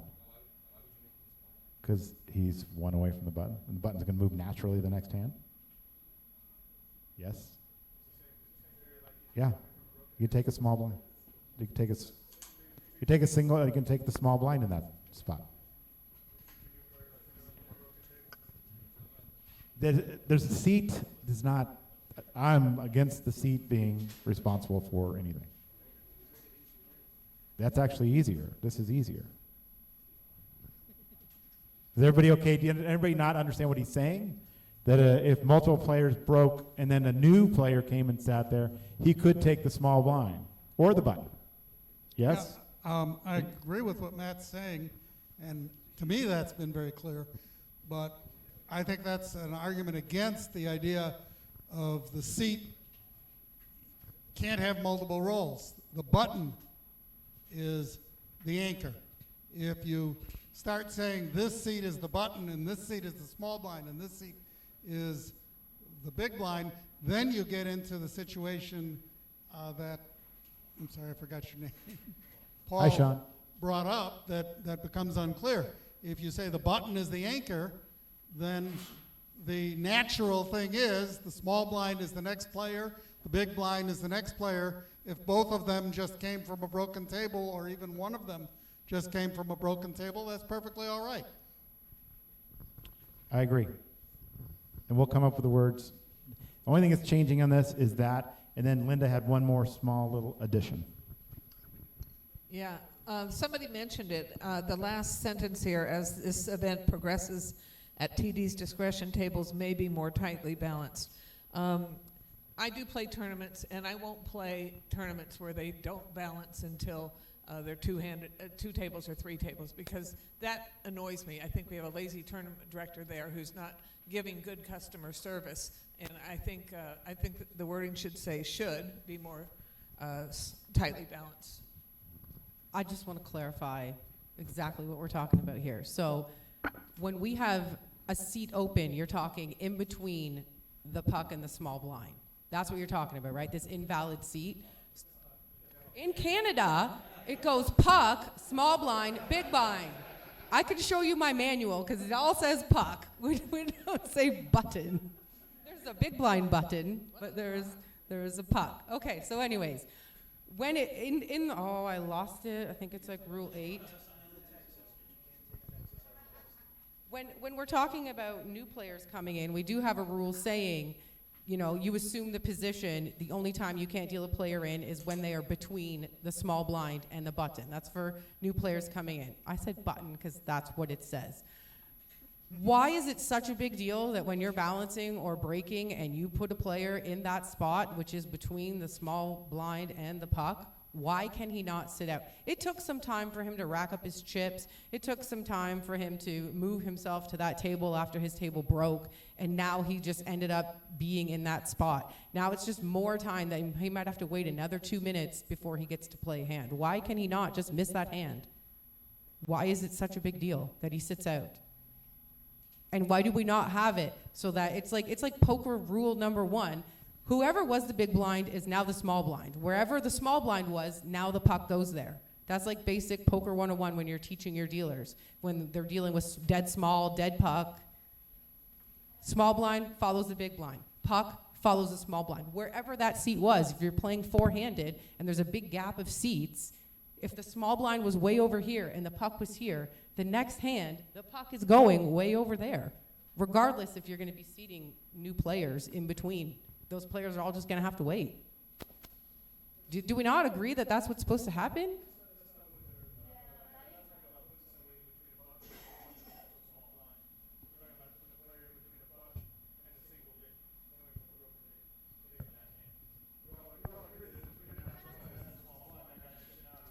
People are sitting out in between. I mean, there's already established blinds in those two spots.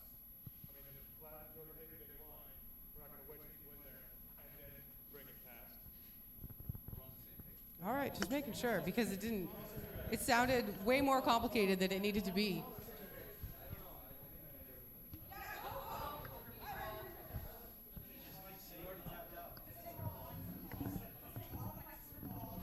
So I feel like she's somewhat in agreement with me that the responsibilities belong to seats and not to players.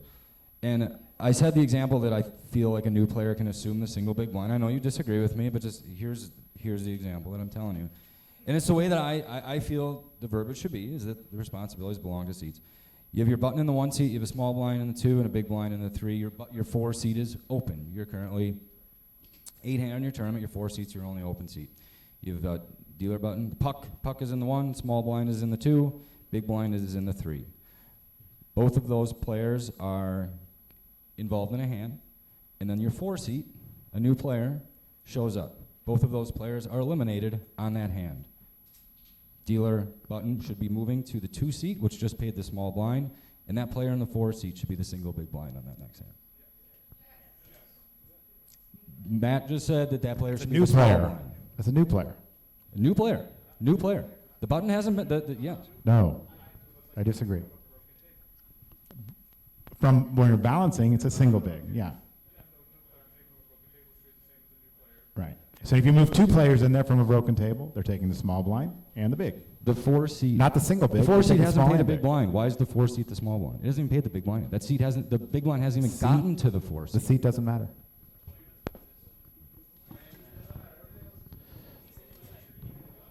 Yeah. All right. Isn't it more beneficial for the players to have both blinds instead of a single blind whenever possible? I feel it's better to have the small blind and the big blind. Not if it's a new player or a table from a broken table. You want a small blind and a big blind. All right. Sorry. Quick question on that. Sorry. One quick thing to clarify there. I don't have a dog in this fight. I'm going to go whichever way the majority wants to go.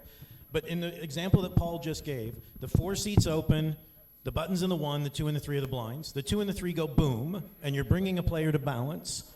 Well, I'm just saying, for what we've been talking about, the 2 and the 3 go boom, you have to bring a player to balance. Traditionally, the way I would have done it previously is when that guy comes, he's now in the 2 seat taking a single big blind. What you guys are saying is he should be in the 4 seat or the 3 seat taking, but he shouldn't be in the 2, is what you and Kenny are saying. Because, am I understanding that correctly? We're talking about both blinds are now new players. New player broken table. Broken table. So I got kicked. So here's what I was doing down in Texas, a whole nother country of itself. If you've lost players and you have technically 2 new players or broken table coming in and no one is a blind at that table, no one has paid a big blind for the next hand, I'm sitting the players down and the position next to the button, which would be technically your single big blind. I'm agreeing with Paul 100% here. Somebody should be playing a single big blind in that spot and the button just gets frozen. That is that there's no you're the small, you're the big, all right? Because you're allowing some person to not be in the worst position. If no one has paid a blind. Talking about balancing. I'm talking about broken table, new player. Broken table, new player, not balancing. You don't want 2 blinds in the pot. You'd rather have 1. You'd rather have 1 blind and a frozen button. Yes. You'd rather have 1 blind and a frozen button than the I was getting button moving kickback on it, forward. but I'm explaining to him no one has paid a blind technically at this table right now because you just lost the players. That would be just like Paul said, button into 1, small blind, big blind, 2, 3. Small blind, big blind now get eliminated.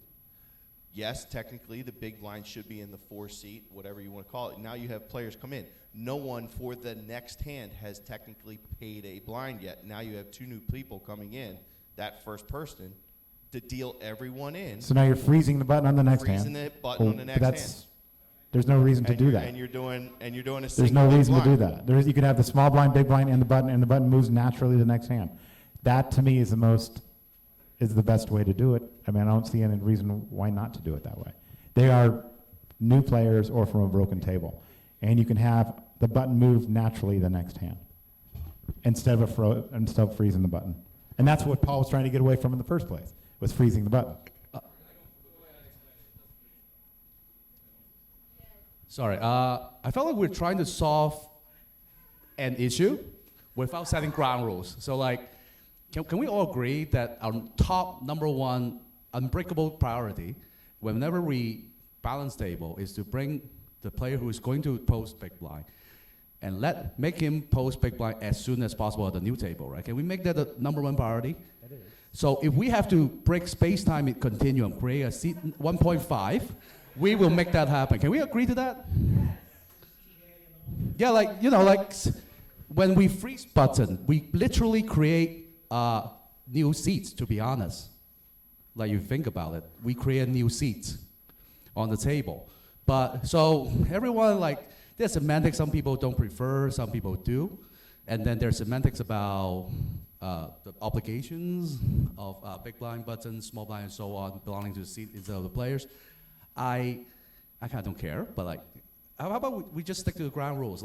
We have to make that player post big blind as soon as possible. And if it's freezing button, all that crazy stuff has to happen, we do that. Can we agree? I think that's already agreed upon Yeah, by right. everybody except for Right. Paul and maybe Kenny. Right. Okay. All right. As All a- right. as a- Can you live with doing it the correct way, Paul? That's the question.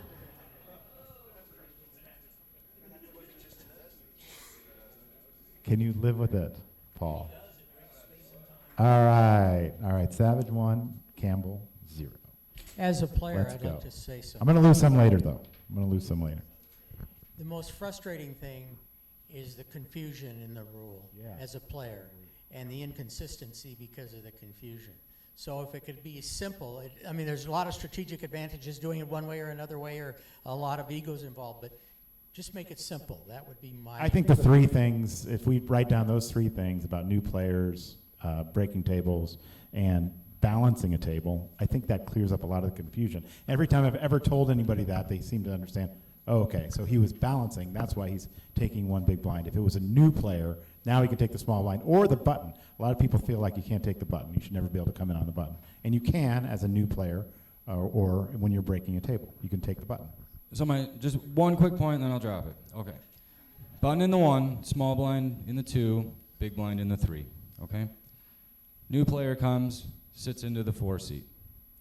Nobody's eliminated that hand. Who is the big blind next hand? Okay. The 4 seat sits down. Both players are eliminated that hand. Now the 4, just magically the small blind. He was going to be the big blind. Could be the button.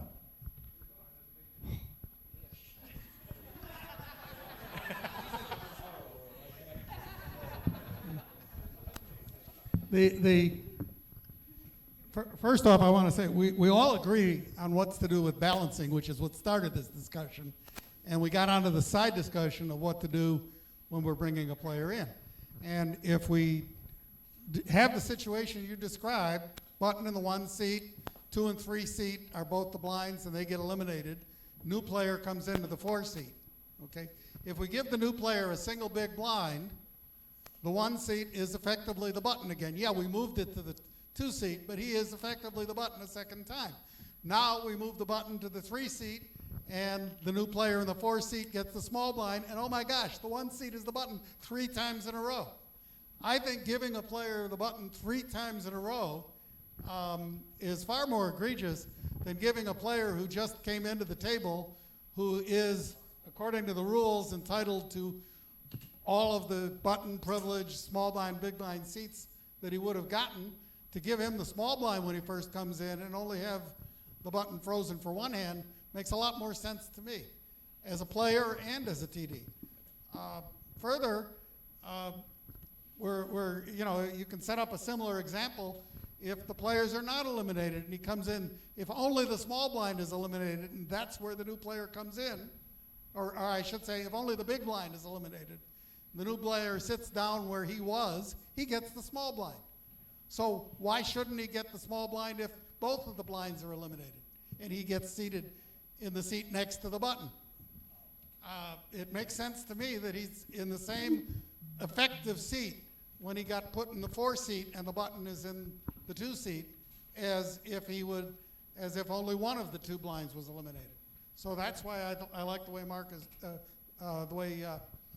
Matt is doing it. Makes a lot more sense to me, both as a player and as a tournament director. All right, I will come up with the language for that. I think that we can all agree. Most of us can agree. While I have a moment, I would like to thank Sean McCormick in the back of the room. This thing would not have happened today without your help. I appreciate it. Thank you, Sean. Glad you could join us. All right, we're going to go back now. What time is it? I've got a 7-minute video coming up that I want you guys to think about when lunch comes up, because it is a big topic and it's coming up afterwards. So I'm going back to what page, Mike? I did?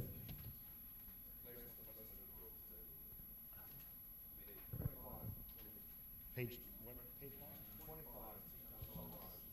25? Oh, no. 19. All right, we're going to get to that. All right. Player not present at a broken table. Is this one quick? Yes, this one's quick. How many of you are leaving those chips there and not moving them to a new seat? This happened recently. Is everybody moving those chips to the new seat? Is anybody not moving those chips to the new seat? Okay, because somebody said this the other day. They were leaving the chips there until the player came back. Yeah. Okay. And you guys leave the card there or make a sticky note or something to tell the player where to go. All right.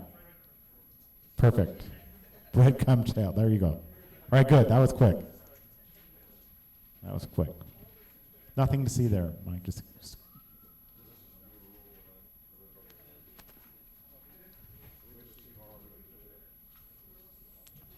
I don't, yeah, I mean, procedure. Yeah, if you want to add it. All right, there you go. That's so weird. All right. This is another one that a player, not to be named, came to me and said, when should a dealer read a hand? As soon as it's tabled, or wait until all hands are tabled? And why this is coming up is because the player will turn his cards up, the dealer will say he has X, now the other player will fold his hand. Does anybody feel that all the hands should be tabled before the dealer reads any hand? Yes? Anybody by hands? Yes? I saw a shake of a head. When should the dealer read the hand? As soon as it's tabled. Whether it's in turn or out of turn. Okay. This player says that it's alerting other players, to give their hand up, or they can fold and not show their hand, and so other people can't see it if they're shown out of turn, or that the dealer's basically getting involved in the game. The dealer can definitely influence action, but there's no real way to change this. 99% of our dealers are like, the guy can roll over and say straight, and the dealer goes 9 high, and like the other guy's going to go, oh shit, okay, yeah, I win. But every dealer I know is immediately going to read the hand when it's rolled over. I don't think you're going to change this. Yeah, well, and in the interest of all the things we've talked about speeding up the game and being trust me, if I could make the rules for everyone, I'd be like, it's showdown. Turn them all over. Let's see who wins, and can we please move on? That's how it is online. Online, you can see every hand. So.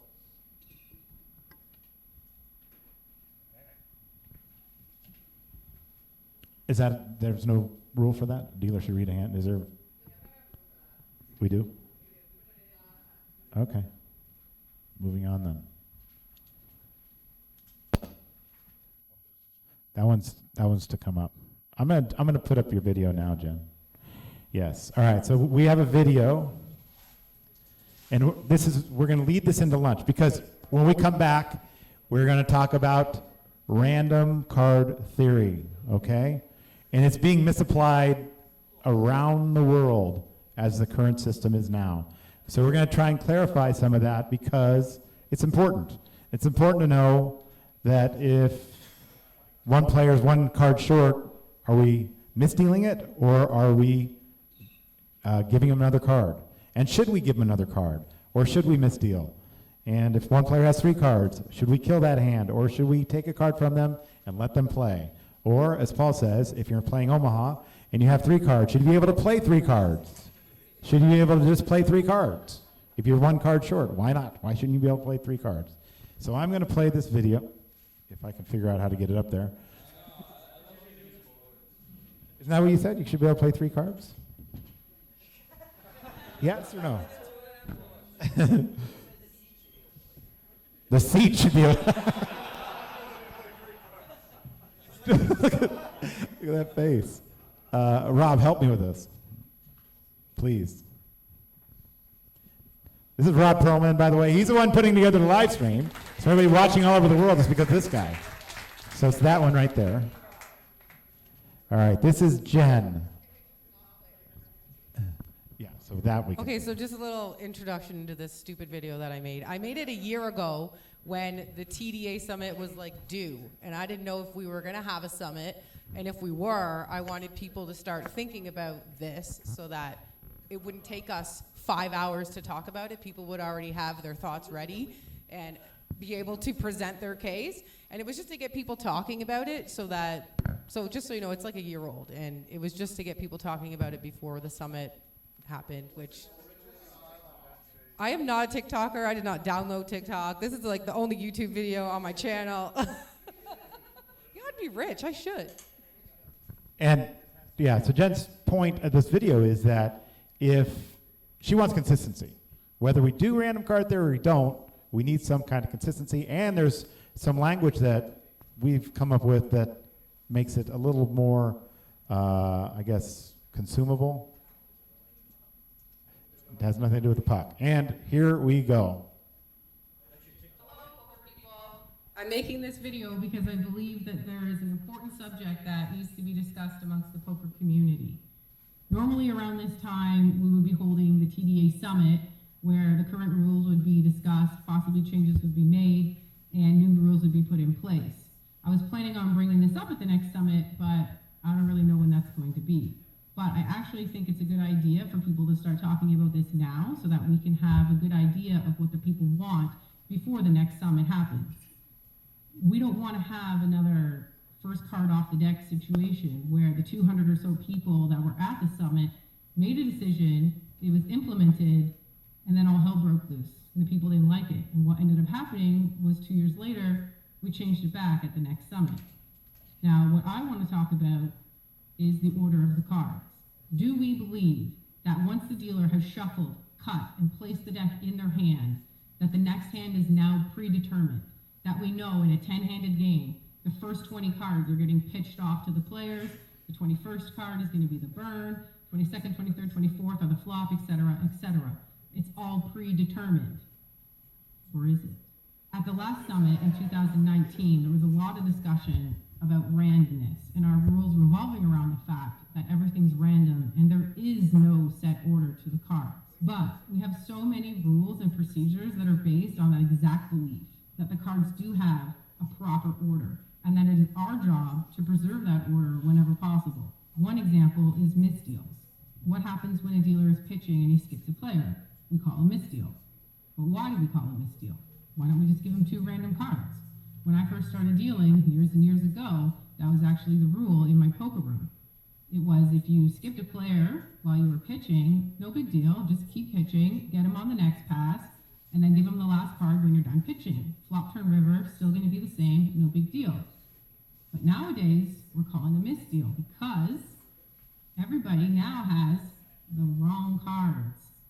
They have different cards than they would have had if we didn't skip that guy. So we're calling a misdeal. What about dealing in a spot that isn't supposed to have cards? Everybody's got 2 cards. The empty seat has 2 cards. Why don't we just muck those 2 cards and continue playing? No, we call a misdeal. We're calling a misdeal because everybody has the wrong cards. And we're gonna have a different flop, turn, and river. So misdeal. In 2017, a new rule was added, rule number 38. It's essentially about not preserving the order of the deck and randomness applies. The burn card is to protect the stub, not preserve card order. If substantial action occurs and a hand is killed due to the wrong number of cards, all cards of the killed hand are mucked and randomness applies to further dealing. The stub is treated as a normal stub and one and only one card is burned off the stub for each subsequent streak. So essentially what it's saying is that if a player's hand is killed because he only had 1 card, we're gonna have a different flop, turn, and river because only 19 cards were pitched out. not 20. So the 20th card is now going to become the burn. Flop, turn, and river are all going to be different. But it's okay. It's all random, right? When this rule was added, I didn't really have a problem with it. It seemed to make sense, and it made things simple. But at the last summit, when there was all this discussion about randomness and how there isn't a proper order to the deck, the rule for premature turn card was almost changed.